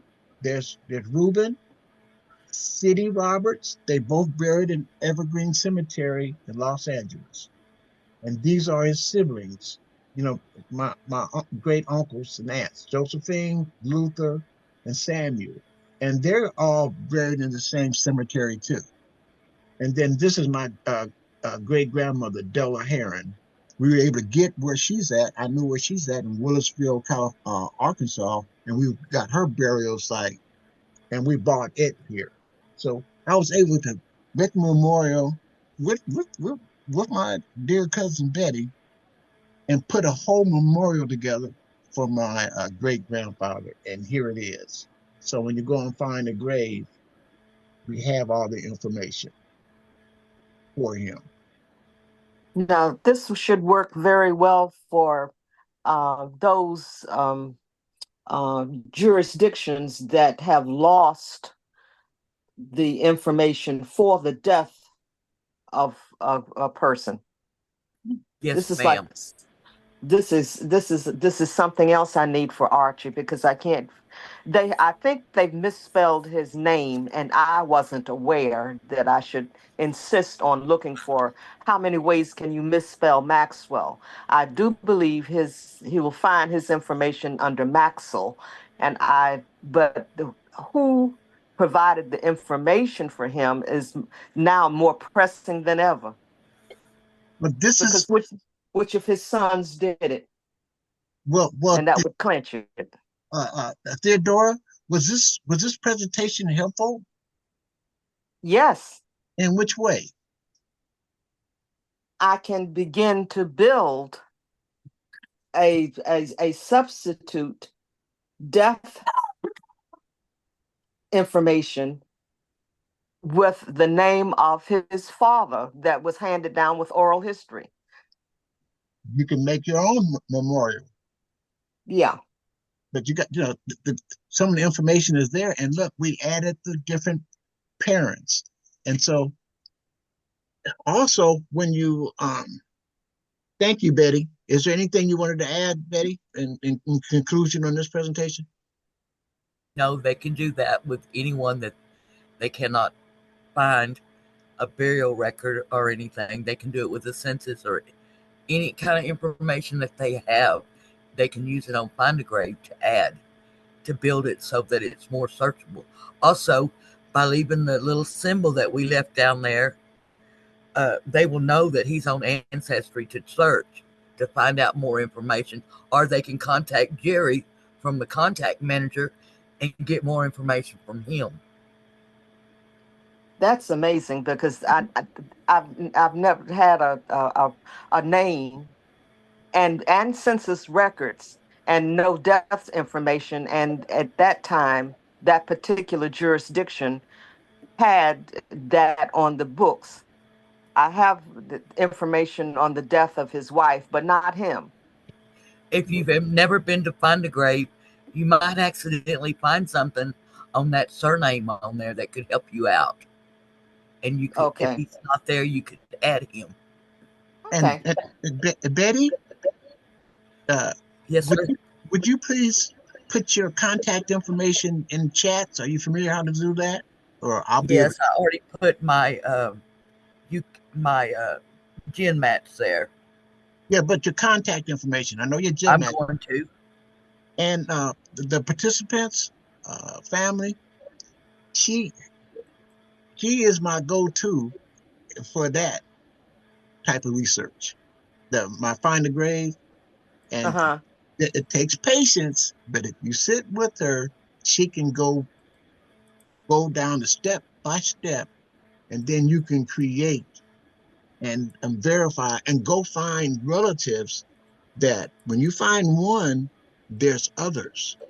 And cousin Francis, uh, we have in the Burnells, Mount Vernon Cemetery by Yes. Stevens. They're all there. A lot of our relatives are there. And Yes, they are. you've Yeah. been there, haven't you? Yeah, I've been there. I've been there a couple of times. My great what you could say Isham. I know Yeah. his son said Edward John Lilly. His children are all buried there. I'm not. I have to. Yeah, Isham is buried there too, or his And son, one of them. But and that's as a matter that's of all fact, they helped to find that church. Found that church too. they sure did. Uh-huh. That's our common ancestor. Ancestors. Mm-hmm. And um just a lot of people fear exploring the past, and especially uh our ancestors were their final resting places. But they walk this earth just like anybody else, and they have a story, and sometimes through death their story is revealed to us. And if we don't care about them, nobody's gonna care about us in the future. So I just pray that we use all the tools, and this is an example. Every day, God allows me to wake up. It ain't me, it's Him. I want to make the best out of the day, share what I can, and be there for each other. And it's invaluable. You can't put a price on this. It's priceless. So thanks for that presentation. Thank you, cousin. Yeah, thank you. That's the presentation on um, find a grave, and there's more to it, and we'll go over it in the future. But I just want to briefly show you that. And the next item is GEDmatch. Jerry, Go ahead. one more thing. In order for you to edit anything or add anything on Find a Grave, you have to become a member. Just like you get an account, right? Right. Make an account with Find a Grave. And then you can go in. And it's free. It's free. And I would encourage all y'all to do that before Find a Grave starts charging. Okay, thank you. You know what? I thank you for saying that, because I know a lot of them, they've charged now, but I don't want to do an account. And so that's why I couldn't find success with finding a grave. I'm familiar with the website, but I didn't give myself an account there. And the same with the military stuff. If you don't have an account, it's very hard to really work with them. And You they can charge. search Find a Grave without an account. Okay, without an account. I didn't have any success, even though I knew that there was a grave, but I didn't have any success. I don't know why. Maybe I put in the wrong location of something. I don't know. But I will try again. And so this also can be a tool for, like, I'm looking for this enslaver family that lived in how stayed in Houston County in Georgia and in the 1820s. I know they were there, but the records could be gone. But I can get I might be able to fish in some information from someone else looking for the same surname, who in the same county at the same time, and they can in turn maybe share something with me. On Find a Grave, you can type in on cemeteries, you could type in the county and the state and hit search, and it would pull up all the cemeteries in that area, and you could go down and go through them individually. Oh, thank God. Thank you. I tell you. Woo. Thank you. Because You're welcome. I'm stuck. I'll be dealing with cemeteries for quite a while. This is vital. Yes, it is. Everybody's there. Okay. I'm gonna go up to GEDmatch and I'm gonna give you an example on the agenda. Here's GEDmatch. This is the platform once you sign in. This is mine, and I'm using the original version. And here's what it gives you. I was telling you about the ancestry DNA. Here the platform is. This is the here's my name, history, and here's my kit number right over here. F my kit number is FE96.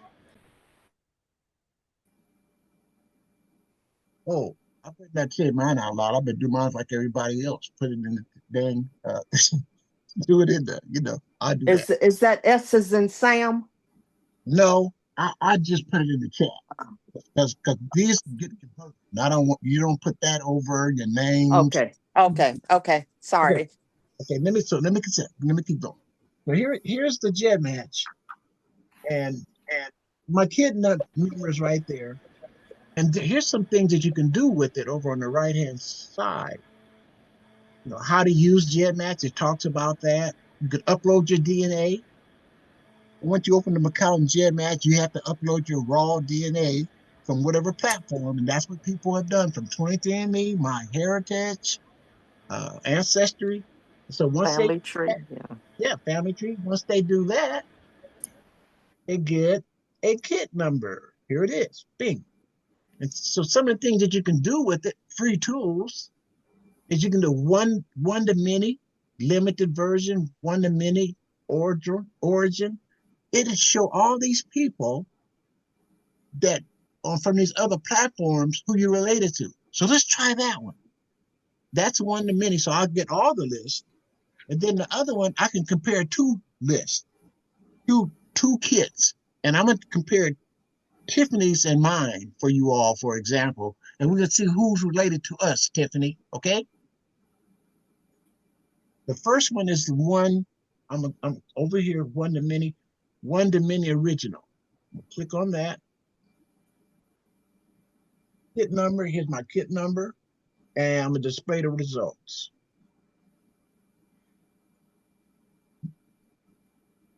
Now, can you all see these? Can you see my results, anyone? Mm-hmm. Okay. These are my GEDmatch results. This is my grandson, young Moll. And then Perry Burnell. I manage that kit. This is Yeah, Francis. I manage that kit. I know. Okay. And here's the this is fun, isn't it? Mhm. So let me show you here. I gotta come down here to get something. How do I get over there? Oh, right here. I just want you all to see this. So these are all the people who uploaded from these different platforms. And this is the Amazon DNA now. And these are the people who match me in my GEDmatch kit number. I uploaded my grandsons, and that's his. And look, he matches me 1900 centimorgans. That's about the measurements for matching for a grandson. And and and what GEDmatch gives you, it gives his kit number, his name, and I used Young Moss, and then the email. Delon, that's his email.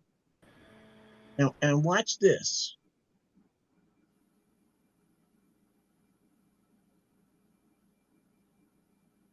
Tiffany, this is what I was saying.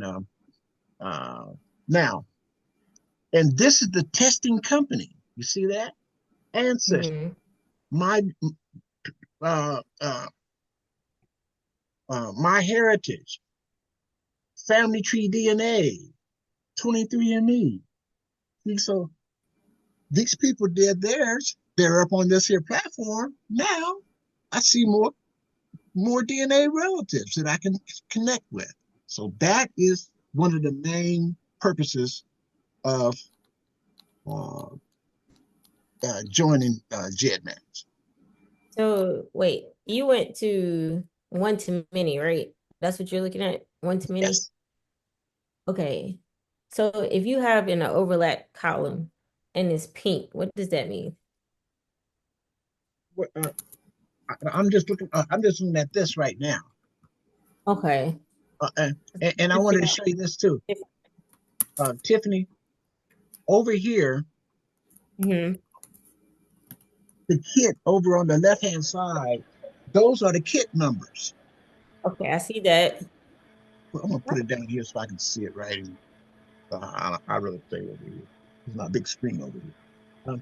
So once you all get your kit numbers, there they are, and so you can get the kit numbers from them. And and Frances has a number of people who she manages. You see, she has a number of people, and Excel and Excel, that's my, Yeah. and they're at the top now. There's Frances, Excel. There's Mashawn, and these are the Mosses, and so it hit the Kendricks. She mentioned the Kendricks, and Ezell. Ezell has a number of kids too, and these are the centromorgans. You can tell how close they are by the number of centromorgans. The higher the number, the closer they are related to you, and they identify the cousins by uh, kit numbers, and then who's the closest to you, and there it is. So there they are.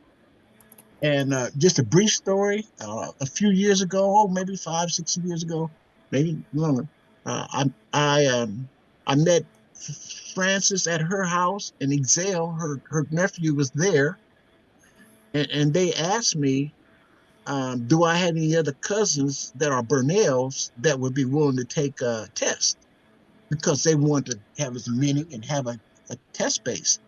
And I said, yeah, I know a cousin because I had went to a Burnell reunion, and his name was Perry Burnell. And so what I did is sent Perry Burnell a test, and Francis managed that test. And so that's why he said, hey, that's her test. I can't tell you how many tests she manages. She might tell you. That's her Don't test. have a clue, Jerry. So That means you stop counting. yes, No, it's just representative of the family, various ages and groups and whatever. And yeah, most of those people, I know that first 20 group of people. We figured out exactly how we're cousins. That's really been a help, the JED match. and and now Tiffany, we're gonna do the one that you talked about. Um, People who match both kits. I'm gonna pick that one, and I'm gonna do your Mm, kit. I'm gonna do your kit and mine. okay. My kit number and your kit number is HZ9004 008. And, and Tiffany, here's another thing too. For the rest of the participants, Tiffany is right. Ancestry will only let you match people up to 8 centimorgans. Anything under 8 centimorgans, they took off. You can't see those relatives. There's some reasons why they did that. We don't know exactly. But Tiffany, this is where, like you said, dear cousin, this is where you can lower the centimorgans. You see where this says? CM threshold largest segment to qualify for a match. Mine is set at 10, but I could set it lower. So that means anyone that you and I match, I could put it back to 1, and then it get somebody who matches us 2 or 3, and it can have more people. That's all I'm saying. So I'm filtering it out, and that's one of the advantages of being on a GEDmatch. Here we go. Let's see our results, Tiffany. Whoa! Look at that. Can you see these results? Yes, I know who Moses Delaney is. I know who Val is. That's my That's cousin. the only one I know, though. Huh? Yeah, I don't know anybody else. Oh yeah, well, see, she's the one that matches us the closest. And look at her. Okay. Val matches me 69. See this line right here, right here. Yes. That's a dividing line. And on the left side is my matches, my Central Morgans, and on the right side of that is yours, the HC. And so here's the names. The first one that stops is Val Wynn Randolph. And there she is. She matches me 69 Central Morgans, and she matches you 30. And she's a Okay. third to eighth generation from me, and she's a fourth to fourth generation. So there she is, and I know how you and I are related, what side of the family we're on, just by seeing that. Okay. And that's on the Moss side of the family. And Val lives up in the East Coast, and she's from James Monroe Moss. I even know the branch that Wow. we're related into. The branch, Okay. and I even know who our slaveholder is, who we got our name from, and where our DNA came from. Okay. So how would I take that and find out what side of the family this is for me? Well, do you know any of these people? I only know Moses Delaney. That's it. Okay, take And here. he's Well, he's you, I met you and Moses Delaney. so he yeah, you say that one more time? I met you and Moses Delaney. Yes. But that's what I'm trying. I know. So how would you take him and figure out what side of the family that it is for you? I know what side of the family it is for me. You know why? How? Not no What? Moses Delaney by Val, the top one. Okay. The top one.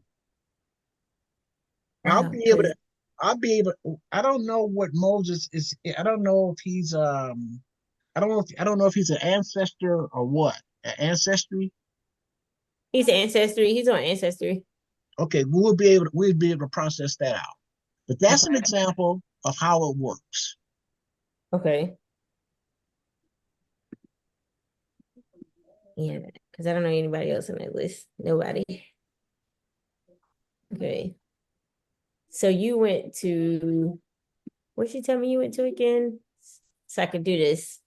You go to go down to on your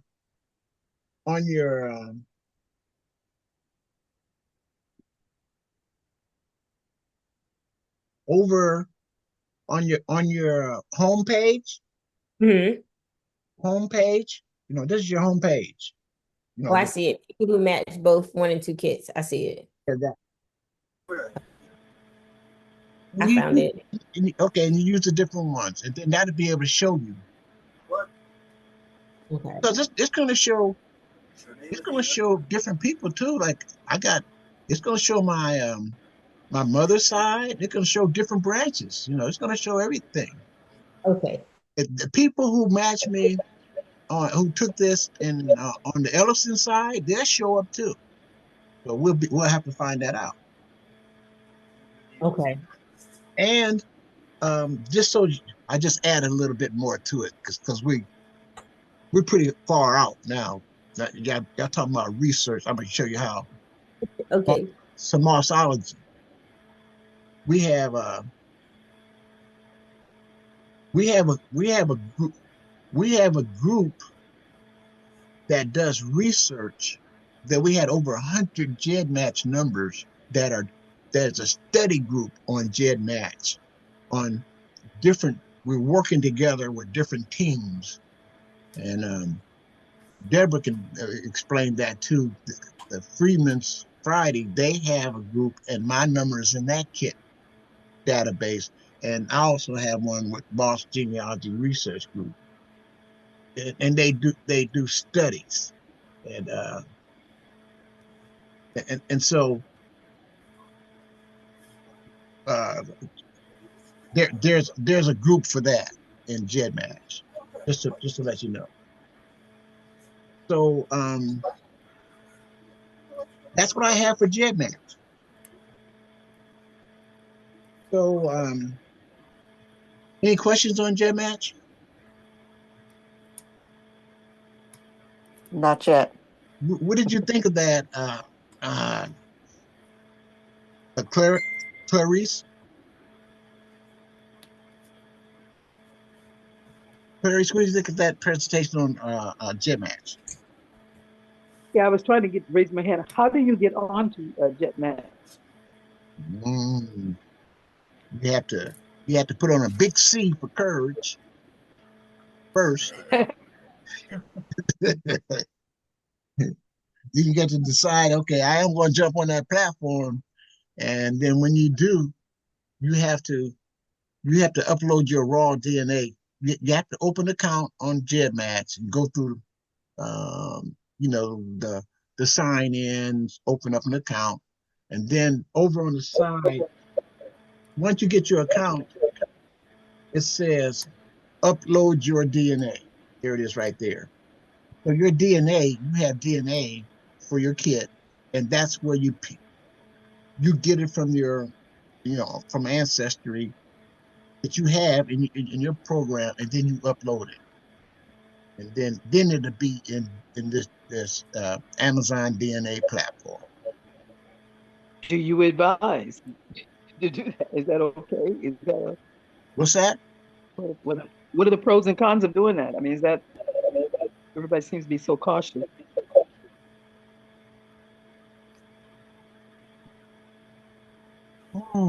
Good question. I think there's more pros than cons. Okay. The pros are, you see what we were able to do. We were able to connect with people from different platforms, and if you don't have um, the legal part of it, the law enforcement, they use different tools, to solve different crimes. You just have to decide, and you can sign off on that and say, no, I don't want mine to be used for that. Okay. I don't have any warrants out or anything, but no, I'm not hiding yet. But Okay. but you saw the positive of how it's used. Yes. Yes. I talked with Tiffany, but I've never crossed the T's and dot the I's with her to find out close how are we related. And I was able to get more information on that. And then with more time and research, we can tighten our branch down more. Got it. Thank you. Okay, thanks, Diana. Okay, have a good day. I appreciate Okay, all. thank you. Everything has been great. Thank you. Thank you so much. Mhm. And are you still with us, Francis? Yes, I'm still here. Okay, so that's that's what that platform shows. Now, do you want to go through a Pro Tools? That's the next item. Does anyone want to have any new members want to have a mentor that you've seen here that you feel confident to help you with some of your research? If so, let me know. Can you go through the Pro Tools? Yes. Um, Deborah, would you like to do that presentation? Actually, I'm learning myself about the Pro Tools, Yeah, so I yield. okay, I will. Anyone else? What about you, Tiffany? What would you like for me to do? Go with Pro Tools? Yeah, I could try. Let me see. Um, I'll back her up. I just, okay. I just, I have a I just like two. total participation. Yes, I have a 2 and a 5-year-old, so bear with me because they're starting to lose it. So bear with me. And I'm setting mine up to back you up. Okay. Hold on, Madison. Stop it. Give mommy 1 second. Let me share my screen. And no, I don't want to share that. Safari share. Okay. You should see GEDmatch, correct? Yes. I promise you, my kids were quiet until I started talking. Um, I need to try to make That's this what always happens. um, I need to make my screen bigger for some reason. Okay. All right. So, okay, on the home screen, Madison. Um, I can't even find it now because they just had a whole thing on Ancestry that I attended, and you're supposed to be able to see the Pro Tools from your home screen, but I'm not seeing it today. Let me see. Am I missing it? And I just can't see it? Hold on. It is right there. Where? That put go to your DNA matches to see if it'll show up Okay. Let me see if in it's your matches. um, Go up to the top. Hmm. because I promise you I'm not seeing it. It was on the home screen because they just did it last Wednesday and I'm not seeing it at all. Uh, this says, oh, wait. It says put your match to work Pro Tools. Um, oh, there it is right there. Let me go back. I just saw it. Okay. Pro Tools right here. Okay. Well, it doesn't seem to be working. Not working for you? No. I like when they showed it to us, it was so simple. Like they had it was on the home screen and it had Pro Tools listed and it was so easy to get to because they showed us how to do it using the map. But I'm not seeing Pro Tools anymore. I don't see it at all. Do you have it on yours? Um,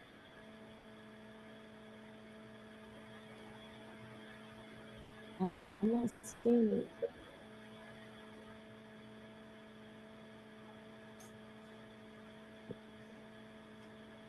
Mm-mm.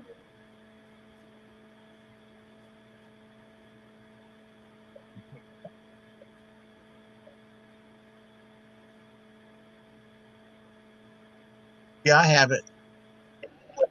Okay. Let me stop sharing. I don't mind talking to it. I just don't see it right now. I don't know what's going on with mine. Oh, good job. Okay. All right. Here it is. Here it is. Okay. Here it is with mine. Okay. Uh,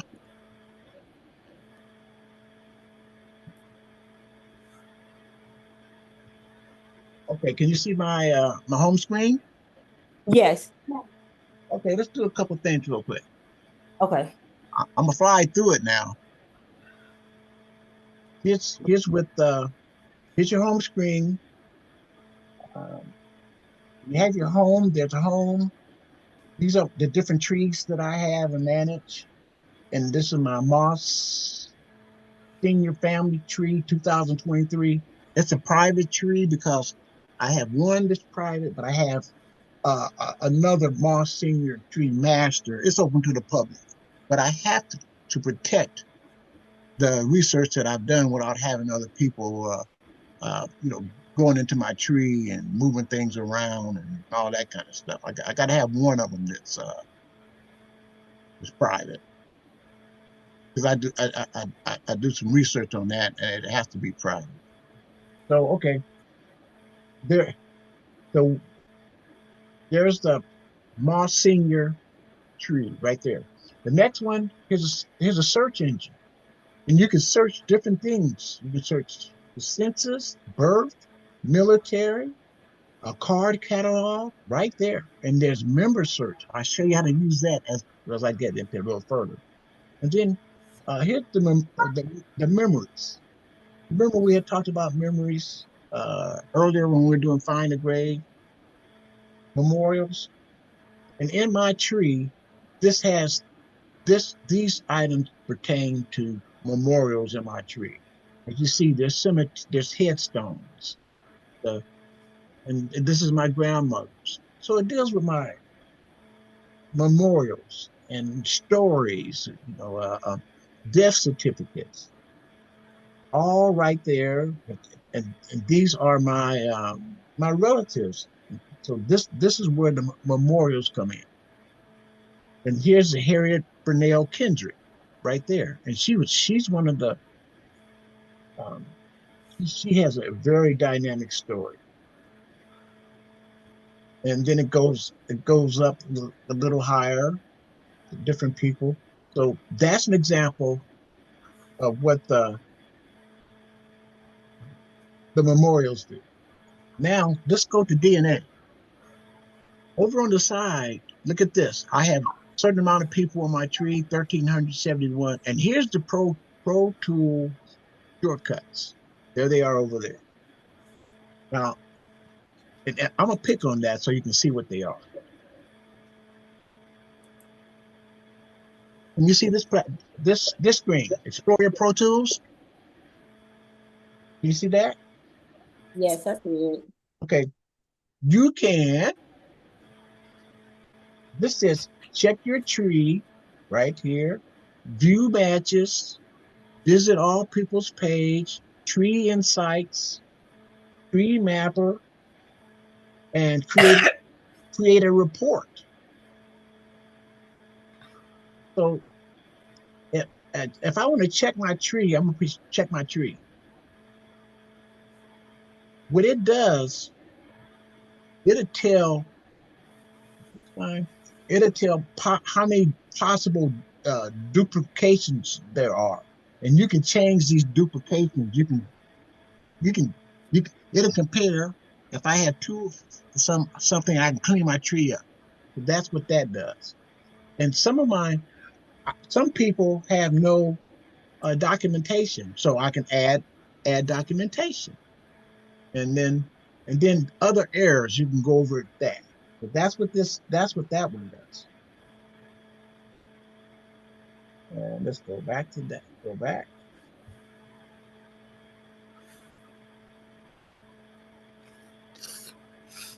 And what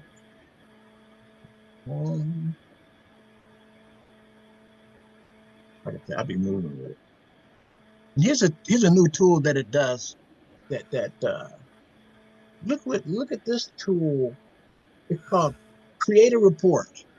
My Family Tree Maker. You can create a report in Family Tree Maker, and here's what it does. You pick a tree, like here's Betty's tree. Let me see. And you can create a report. And over here, you can do descendants, pine, different generations. And look over here. It adds more people to it. You see that? On hers, I want to go to 6 generations. And from her tree, look at it. It goes generation 1, where it started at, 2, 3. I said I want 6 generations. And this gives all the information, generations of her tree. It breaks it out in a written form, and you can save it, you can download it, you can print it, and I can share it with someone. So somebody who's new and they want to know how they're related to me, I can give them a report and they can look at the report and they can see how we're related. So that's what Pro Tools has now. I used to do that with my family tree maker, and I still have it, family tree maker. But doesn't that look, isn't that interesting? And you can change it to like descendancy, document type, and look how it switches to descendancy, uh, and you use birch, oak, maple, and you can register. Watch this, generation one. Did you see how it kicked it over to the side? You can see how it has generation one. They uh, it goes through 1954. This is hers, and that's her her kit number, and then you can go to descendancy, goes into it like that. So it gives you all these different formats automatically. Your tree, you go to tree, look, you can make a report of it. How helpful would that be, everyone? Hey, Francis, that's like ours. You know the family tree maker you had, Francis. You know when you Yes. first gave me. Yeah. Now I still, it's I right. still use Family Tree Maker. I Yeah, do but too. it's the same. Yeah. But they have it here now. Mm-hmm. See that? So they have it here in Ancestry now. That's interesting, isn't it? And a mapper. Look what this does. It gives you a map of the United States.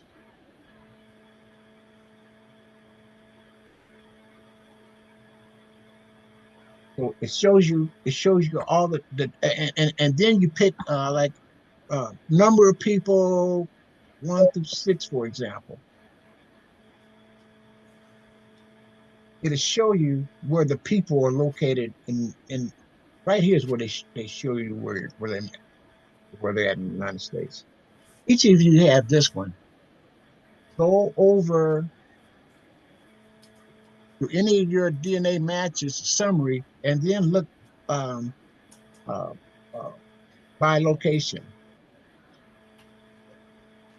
And look what this does. It loads my matches and I go right like this. Now I can look across the country and show me where my matches are. Can you see this, everyone? Like in Texas, for example, there's 7 matches right about here. You pick on it, and here's their names over here. Here's Diane Worth. She's a close relative. Has their names, where they at. Look at that. Distant, extended. This here Fulbright, where they live at in Odessa, Texas. Look at that. That's a relative. And you come back. I live in San Diego. I can come over here and it shows me there's a relative of mine. There she is, Andrea Brown. I didn't know her until I did this mapping, and then I contacted her and come to find out she's from the same town that I'm from, Omaha City, Omaha, Nebraska. Up here, they have their names. In Los Angeles, there's 14 people. Look at that. They have their names. And that's a map that Ancestry shows you. Now, the most powerful part of it is on the matches. So let's do a DNA match, say by parent. What this does, what this does now, I can find matches by father's side and my mother's side. there's like about 9,000 on my father's side, and there's 9 something on my mother's side. And when I'm reaching out to someone, I can tell them, hey, you match me with the Burnells, the Jacksons, the Joe, the Mosses, and I can reach out to them, see, and send them a message, and then they'll get back with me. Oh, okay, I'm ready to on this side. They've already gotten that straight from me, for me. And here's on my mother's side, same thing. These are my DNA matches, and you just view the matches on my mother's side.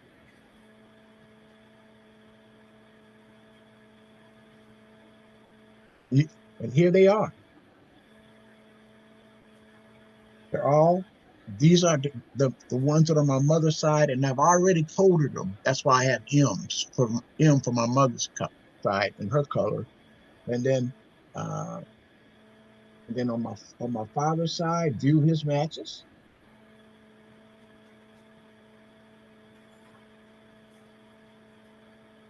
And here they are, loading up. Yeah, bingo. So they're all, here they come. And I have F for them. See that? My father's side. And then they'll also show you as you go down. I don't. They're show a common ancestry, common S like PB. That's Period. that's someone that Francis has. And look at this. This says the common ancestor. And this tree is 9,000 people in that tree. So you can talk to somebody who has a bunch of people in that tree. So let's click on this tree and look what it'll tell me. It comes over to the side. Me and that PB, it shows how many we match. 197 centimorgans. That's measurements. That's your measurements. That's your DNA measurements. And look here. It shows on their tree and Melvin, the Burnells, and who's a common ancestor. So isn't that helpful? So you get out what you put in. If you do your research and be pretty accurate with it, these programs will start giving you some good information. And Jerry, go back to that tree because I think you're related to Perry Burnell twice. You're double cousins.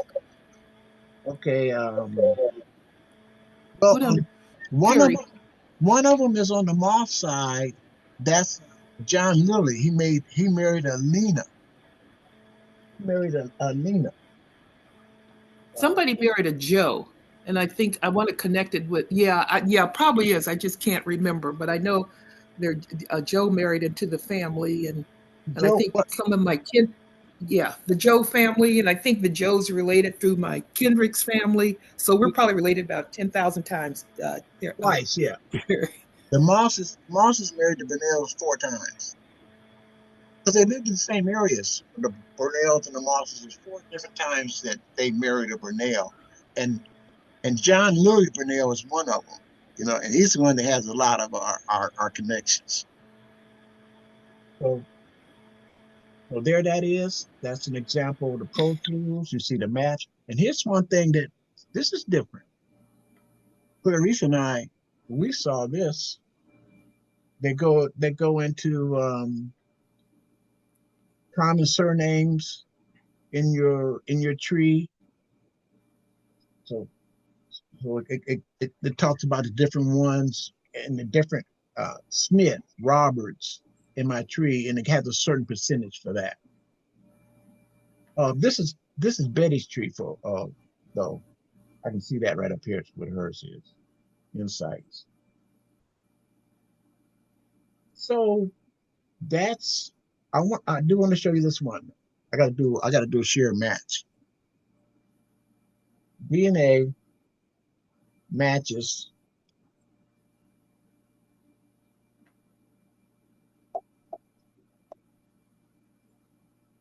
and watch what this does. I'm gonna go down and I want to match somebody down low.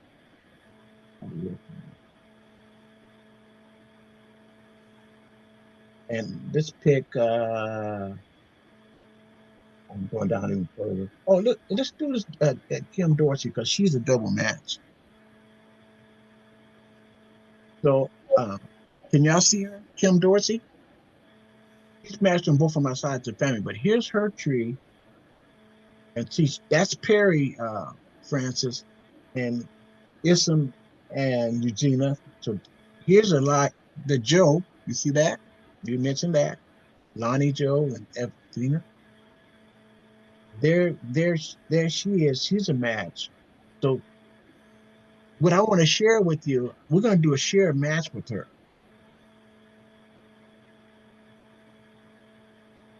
And this is what the main thing that we use this tool for. They show Kim, Kim, Kim and me. She matches me. She matches my son, Jerry. I match my son 3,400. And Ancestry, the DNA is 7,000 is each one of us. And our kids are half of us. So my son matches her, or matches me about 3,500. So that's why he's 3,500. Here's my daughter Bridget, 3,400, right? Right there. And but he matches, you can see matches me, that match Kim matches 60 centimorgans. And she 105 to my daughter Bridget. And then as you go down, look, it triangulates. It shows to my half brother, it's 1,300 for me, it's 195. You get a chance to see how this Kim matches different people. Now, she might not, uh, I might not know much about her, but I can see oh, look at this one. Uh-oh. This is an example, Francis. Evelyn Purnell, Kim Dorsey, this is her mother. There. Yeah. See that? Okay. Yeah. I think that's Perry's aunt or somebody. That's his sister. Oh, okay. Okay. Okay. Okay. Okay. But now do you see how this is helping, especially when you have some people, some seasoned researchers, and look how quick you picked up on that one, and then look what I saw, Francis, because that's his sister, and look, this Kim is 3,200. Remember I was telling y'all about mine? She's about 3,400. So this girl, this Kim right here, this is her mother, and her mother took the test too, right there. Yeah, she sure did. So that's how I use this tool and how the tool. If you do you, Jerry, do you talk to Kim Dorsey? Because I was looking at her tree. She has a surname Coffee. One of my cousins, if they're from Arkansas, one of my cousins, his wife is a Coffee. And Yeah, somewhere in my tree, there are coffees. I have talked to her. Yes. Oh, yeah. So one of my first cousins' family are Coffees. So I kind of done that part of. She's passed on Bobby's family, so it's in my tree. If she's looking, it might be her family. Okay, we'll definitely get that and verify. Okay. So, any questions on that Pro Tools? Can you all see how that's a positive? What did you learn from it? Anyone? That I need to use it more often. You see what it has, the value of it, huh? Yes. You're definitely paying for it. And then when somebody does come back and you reach out to them, you can give them more information about them, who they're related to, or somebody that they might not know, and you can tell them, hey, this is possibly your mother that they didn't know about, or definitely this is possibly your father.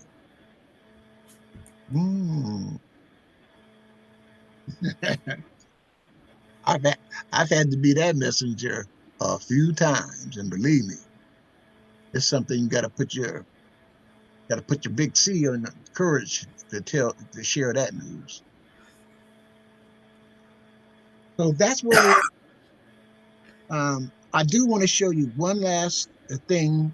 Uh, I know everybody has things to do. I want to share this information about the Mosses and we how we got our name. You know, after slavery. See, after slavery, you, the the freedmen were able to change names. They didn't have to take the slaveholder's name. They could have changed any name they wanted, and some did. Ours happened to keep the Moss family happened to keep theirs of the slaveholders. And earlier this year, I was just minding my own business, just like we're doing. And one of my Caucasian Caucasian DNA cousins reached out to me,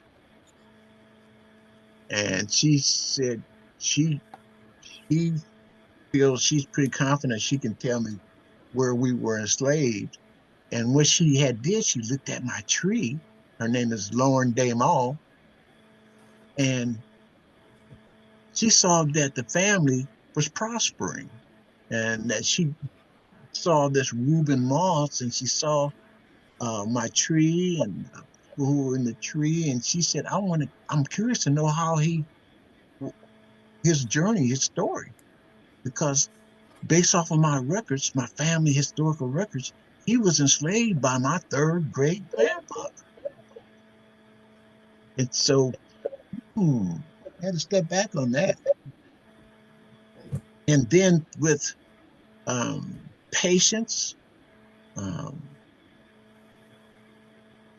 uh, verification, and sharing information, we were able to verify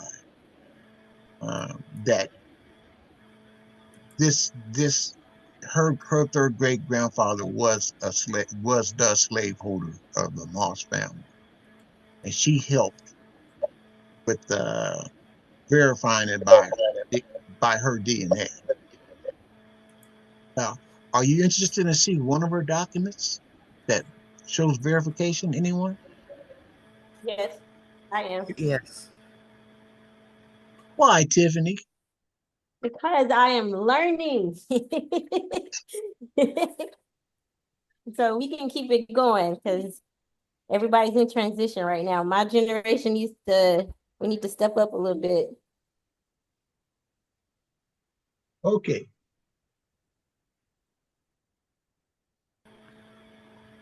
I will go right here.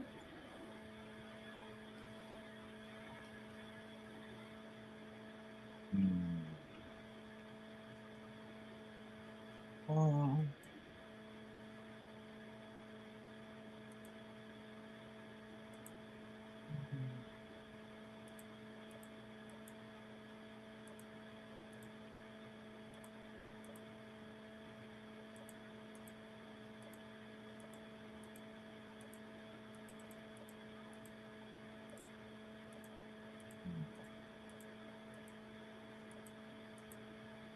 okay, I'm gonna share. I was conducting my research, doing my meetings, and she, like I said, she reached out, and this is what she said.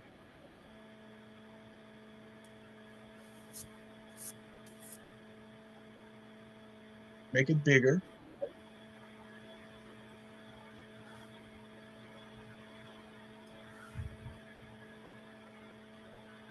Uh, all right.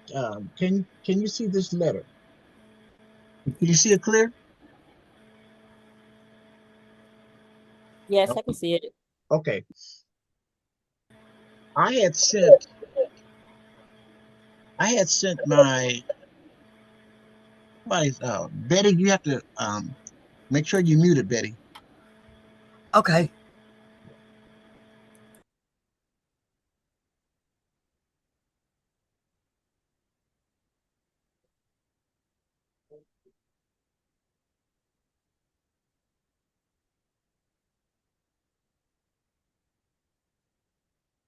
Because this is pretty much what it is.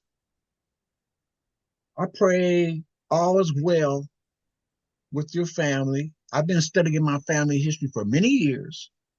Through faith, diligence, and patience, the truth is being revealed day by day.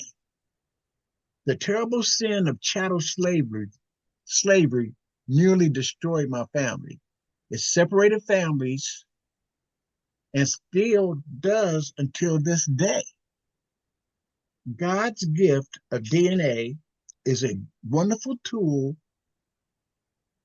of this world. I've been able to reconstruct my family history utilizing this invaluable research tool. Vicariously, my family portrait is being revealed as clearly as the sun rising in the morning. I want to share an ancestor's message with you that I received today. I need to trust but verify all information about my family history. An ancestry member named Lauren de Moll shared DNA matches and a story about my second great grandfather, Reuben Moss. Here it is. Peace, Jerry. And that I got that April 19th. And here's what she said.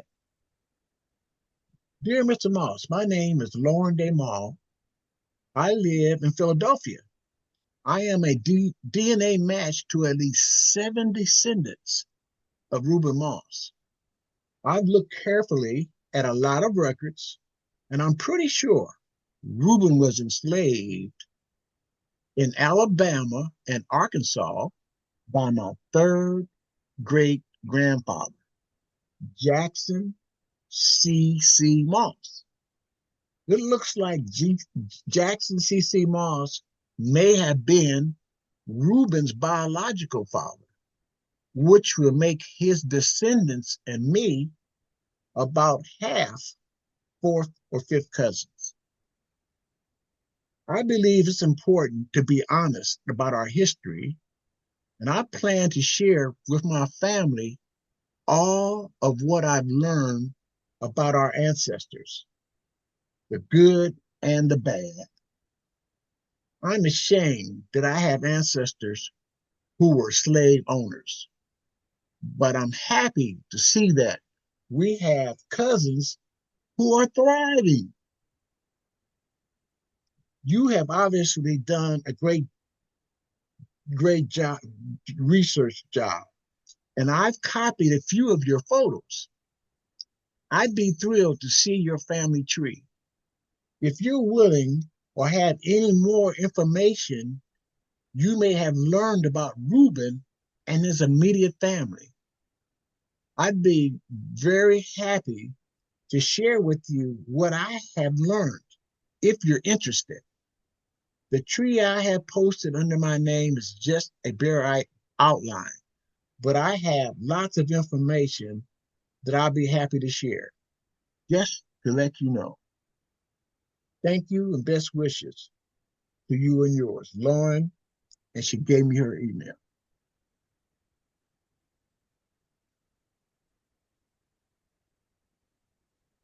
Now,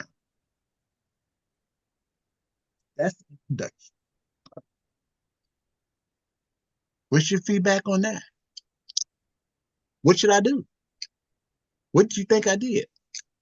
What would you do?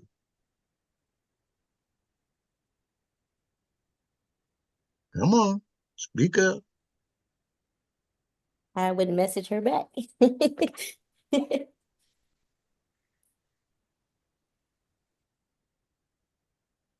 What does it mean to see to hear a letter like that? I would. This is Francis. I would reach out. I've reached out to a couple of my paternal side, but I haven't gotten a response because they don't know. And I'm looking at my maternal grandmother, just looking at DNA matches. I think I have an idea who her great grandparents were, and I've reached out, but no response back from them. And I think some people are just like the letter said, they're not pleased that their parents, their ancestors were slave owners, but again, they're not responsible for what their ancestors did. I always say you're responsible for what you do. So if you're still in that mindset, that I'm less than, then I have some issues. But if you just want to share and find out, I'm good. Yeah. Thank you, Francis. Mm-hmm. Anyone else? I think recently, about a month ago, a descendant of one of my family slave owners sent me the bill of records of slaves for every Wow. last slave that family had. Wow. A family reunion, and she sent it to me. And she sent it a month ago, and I had probably talked to her about a year prior. And I just told her, she emailed it to me out of the blue. I just told her, thank you so much for even thinking about me, because we hadn't talked in a year. And that opened up a lot of doors, for my family on that side. So sometimes it's good to reach out, and it's a tough conversation to have, but you just have to have it. That's true. Well, I did follow up, and I did talk to her, and I want to share one document what she I have a will that has the the enslaved ancestors of mine and where they went and the 1850, 1860, and then where they, after they were freed, where they lived. I have that. And so I want to show you the kind of detail that she shared with me. Here's one right here. So let me click on this.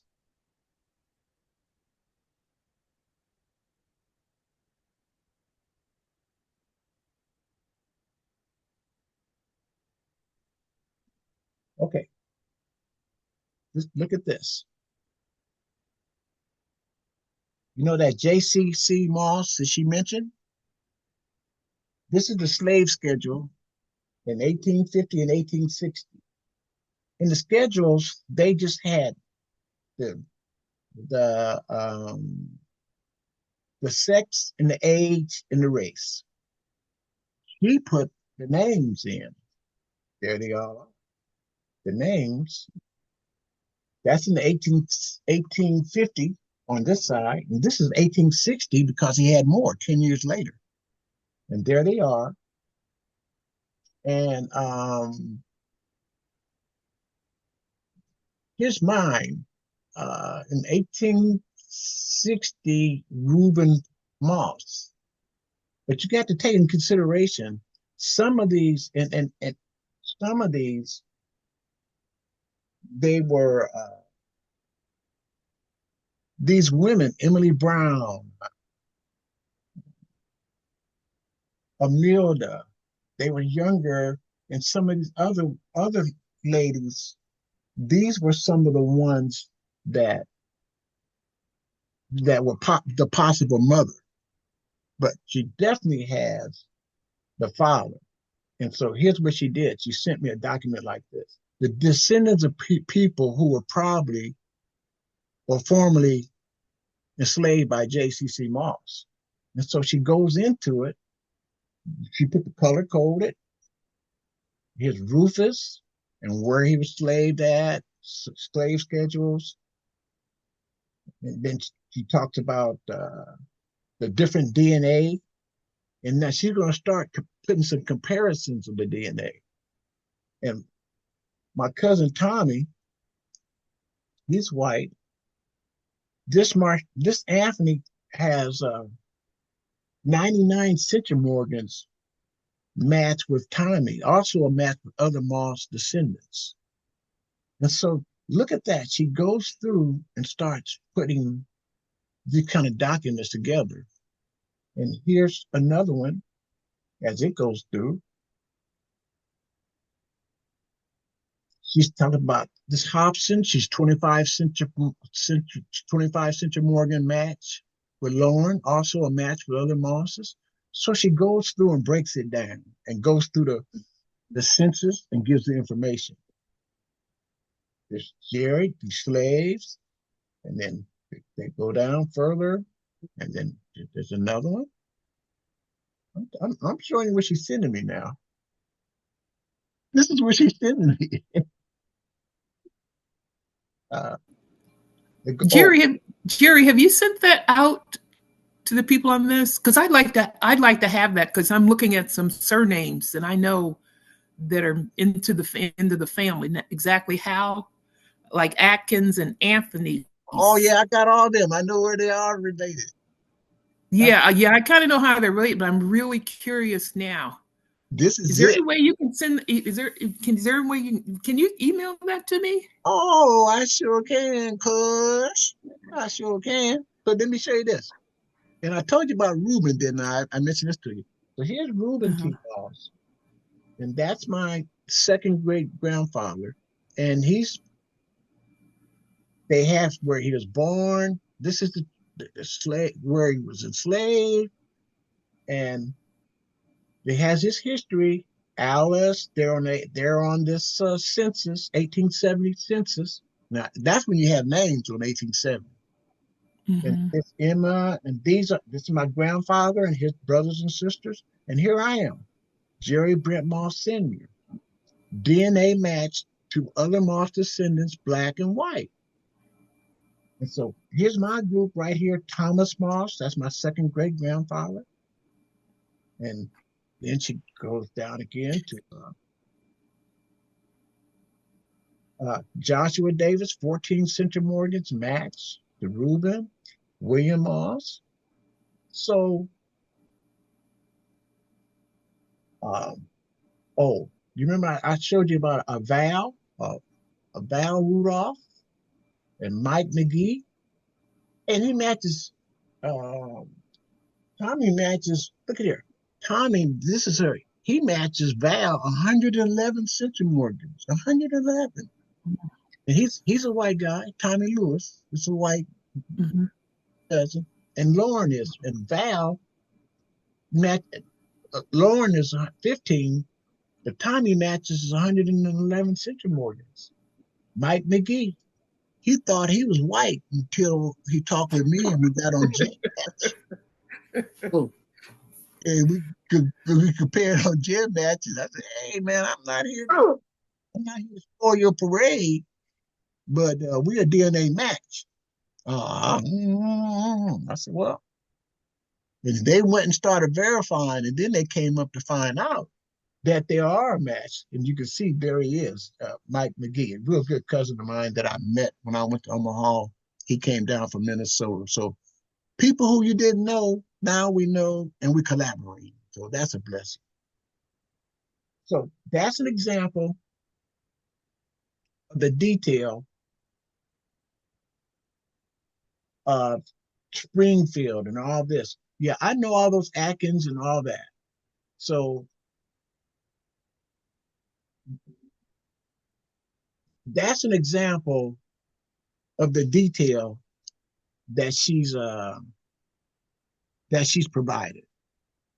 So I'm just letting you know. I know for sure through DNA matches. That's what verified it.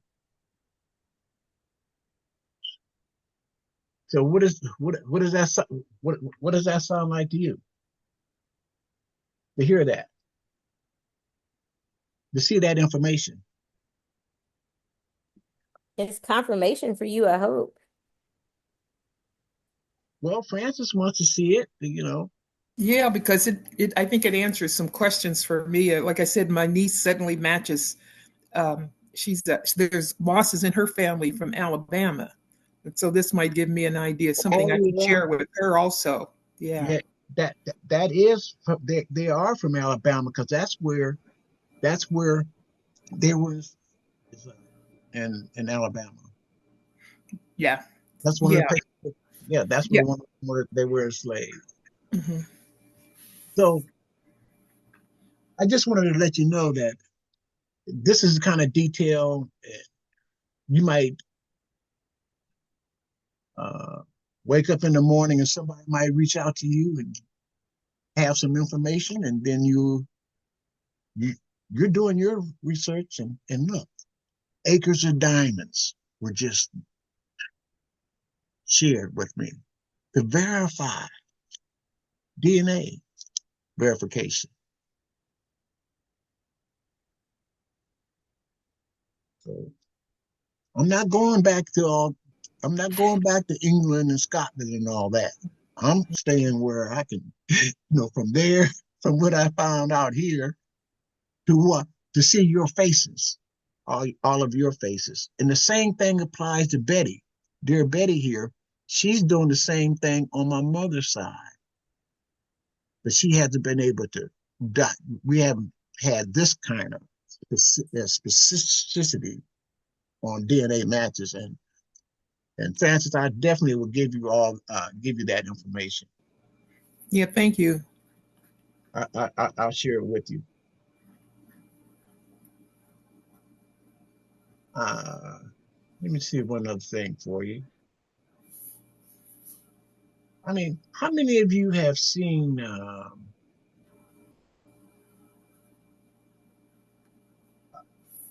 He's gone now, but how many of you have seen? Oh, okay, here, let's look at this one.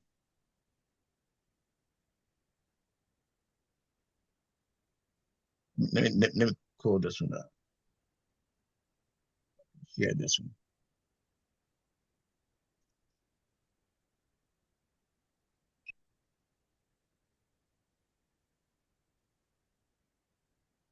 This is another record that she shared with me.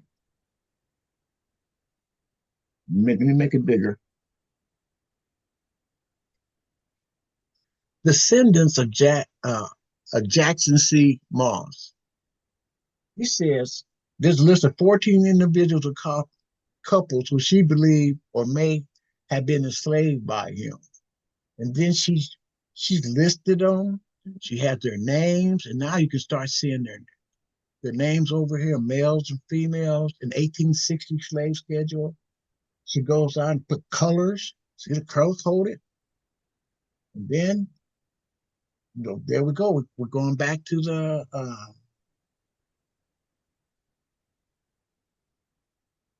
we're going back to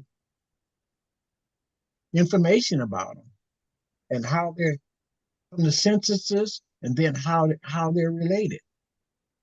So when somebody gives you that kind of information, look at the detail that she went through. That's pretty extensive, isn't it? She says, for people who we know are some of our direct ancestors or ancestors of DNA matches to us, I have included the outline of their lines to us, if known. And so some of these people are definitely related, and some may not have been. But then The other thing, Jerry, looking at that too, is if you're looking at the Moss's family, who did the brothers and sisters marry? Who was given to somebody else? If you're looking at those old wills. And this page that you're looking at now, I really see names like Tidwells and Haney's. Those surnames are in my tree. And I've gotten them married into the family. So it just gives me another option to look back, because there's so many families that were from Alabama. So what's the connection to the Mosses? So JC could have had a brother who had kids, children. right. This is just absolutely just amazing. I might figure out those Burnells if I really figure out exactly who owned them and where did they come from. So, yeah. Wow. There's that Rufus in Alabama. They started off in slave schedules, and then they end up coming out in 1870, and they have the matches. So these are DNA matches. And there was one who was enslaved, Jerry Moss, and he had a son named Rufus. and I got information on him. Mm-hmm. But look at the detail. The detail is just awesome. And his that this is my second great grandfather, and he's buried in Evergreen in Los Angeles, and I've been up there to Mm-hmm. his memorial. Him and his wife, their city, my second great grandmother, they passed away within 2 weeks of each other in 1918. So there they are. And so that's the kind of information that I have. And I just wanted to share it with you. And they do have the will. I do have the will also. As a matter of fact, let me show you this.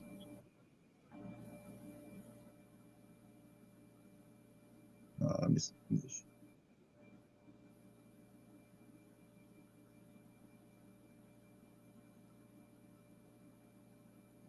Somebody asked about the will, didn't they? Here it is.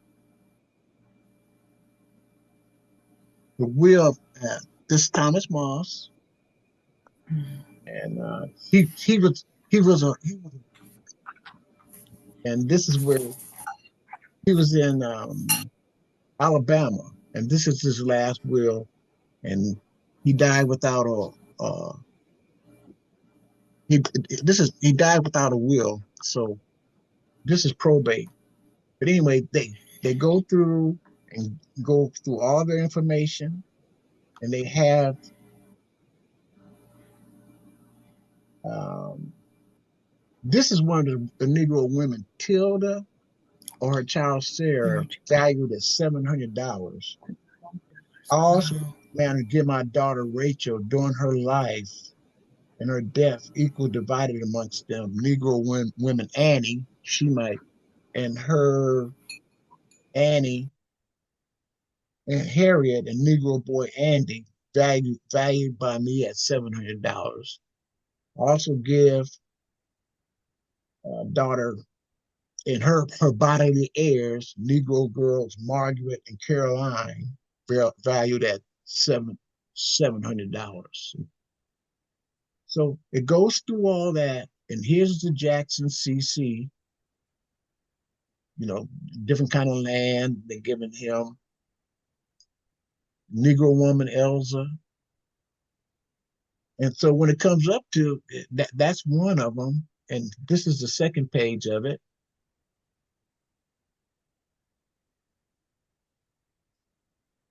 And he appointed his son Jackson C.C. Moss, who is been verified as the father of the Mosses, my black of Reuben and Rufus and Jerry by DNA, and this was on 1849. So that's the wheel. So I just go ahead. What city in Alabama? It's state of Alabama, Franklin County. Franklin County. Thank you. And here it is right here, Theodora, Russellville. Okay. Russellville. And she sent me maps. She showed me maps that they own, where they're located in. So I have the maps and where they're loaned, where they were enslaved at. So there that one is, and just to add a little bit more, the last one I want to share with you is this one. Let me share this.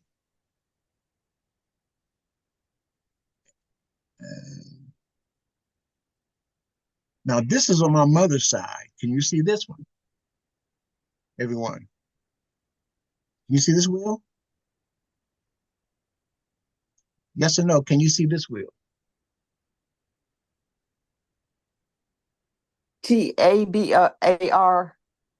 I'm just telling you, this is my fourth great grandmother, Caroline Ellison Tabor. This is Yeah. this is the will right here. I'll make it bigger. There you go. And this Thomas Ellison, he passed away in July 1852, and he left no will. And his bondsman was William and all this. And so then here they start going, and the heirs, and they started going with the inventory for the appraisal. And this Caroline and Child, $900, and Negro boy Henry, $400. Those are my ancestors. This Carolina, she's my DNA match. That's my fourth great grandmother. And so, and at the end of the day, this will gives Caroline to Thomas's daughter, Mary Tabor. He gave her 201 acres, his daughter, valued at 1,200, and Negro Caroline $750, and Negro Henry $500. And this Negro Sidney right here, he's a relative of mine because his value was $950. He went to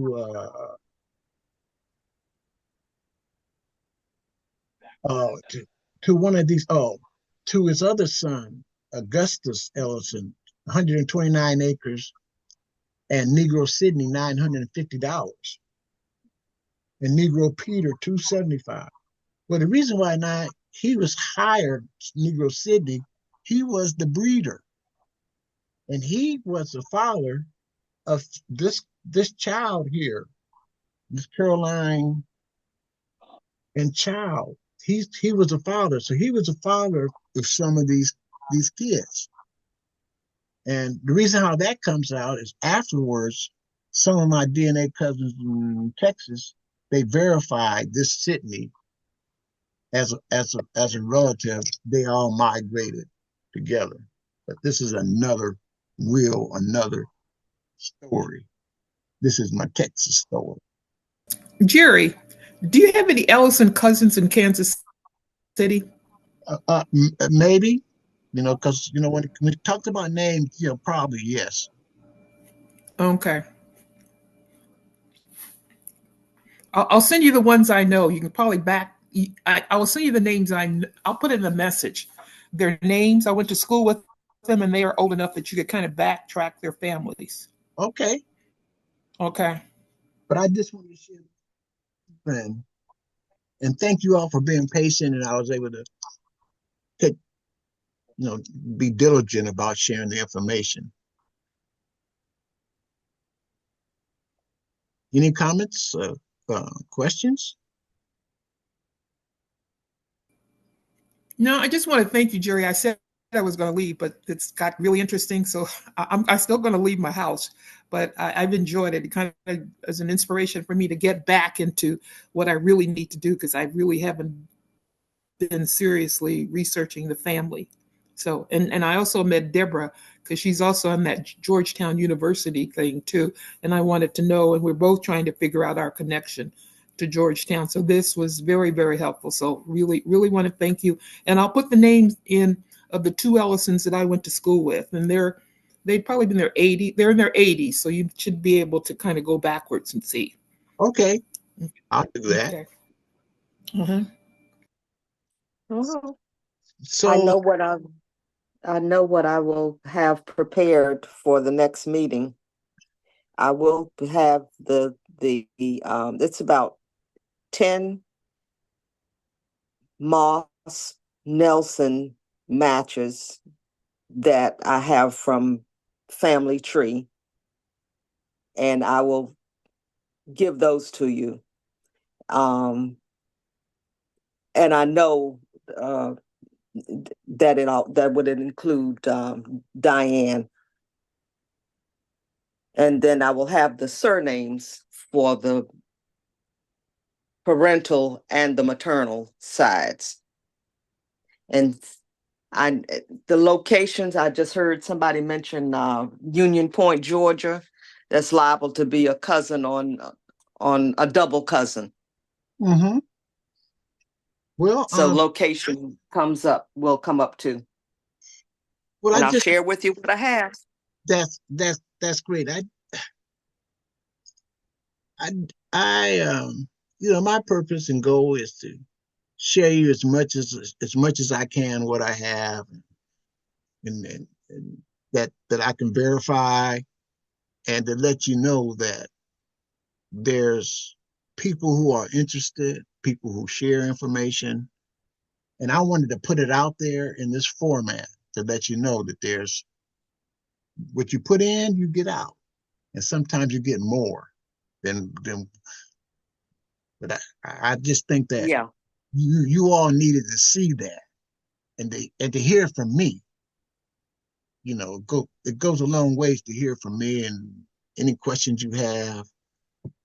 The documents for Frances to respond the way she did by wanting to step off the meeting, but she stepped deeper into it. It gives me, that's part of my purpose.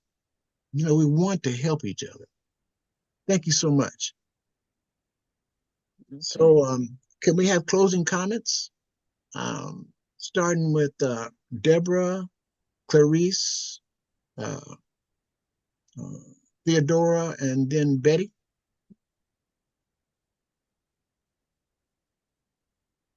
Deborah,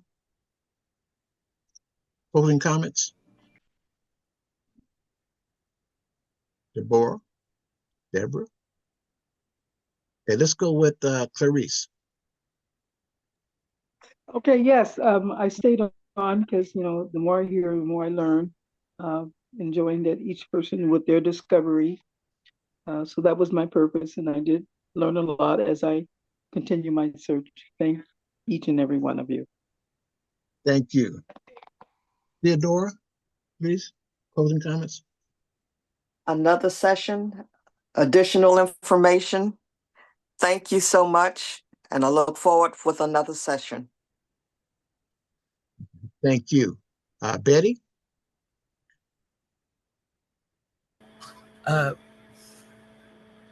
glad I could show y'all about Find a Grave, and I hope it helps everybody. And if there's any way I can help, I'm willing to help. And me and Jerry are working on fixing our match. Thank you, Betty. Tiffany?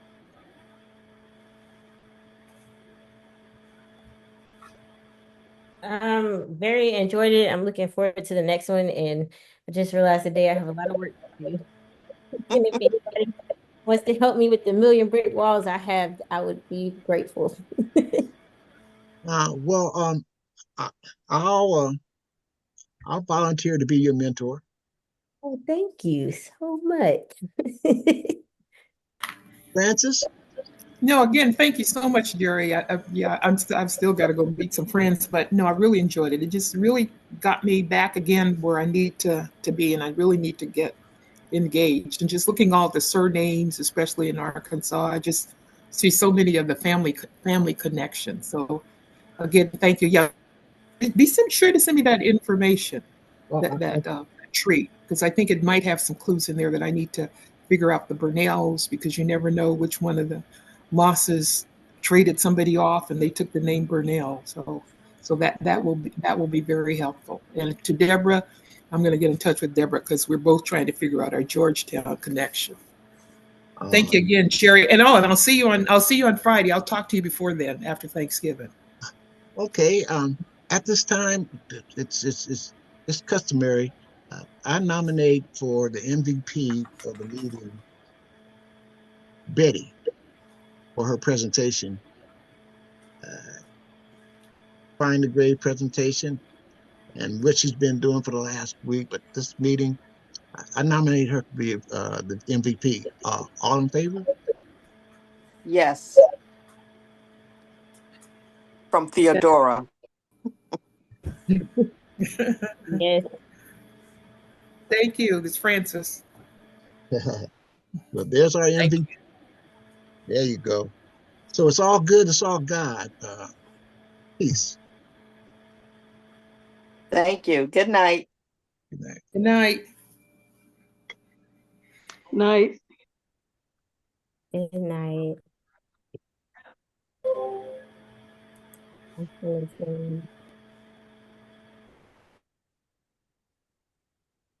Okay. I sent my email address because I got invited to this meeting from somebody. Okay. Yes. Thank you, Tiffany. All right. See you guys. Have a good week. Okay.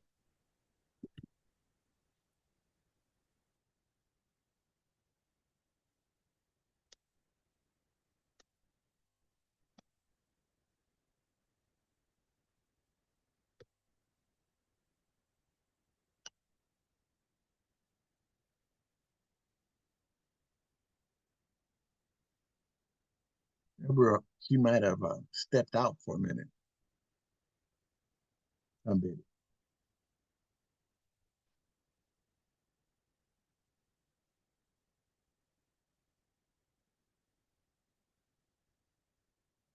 Either way, enjoy your rest of the day, rest of the evening. Peace.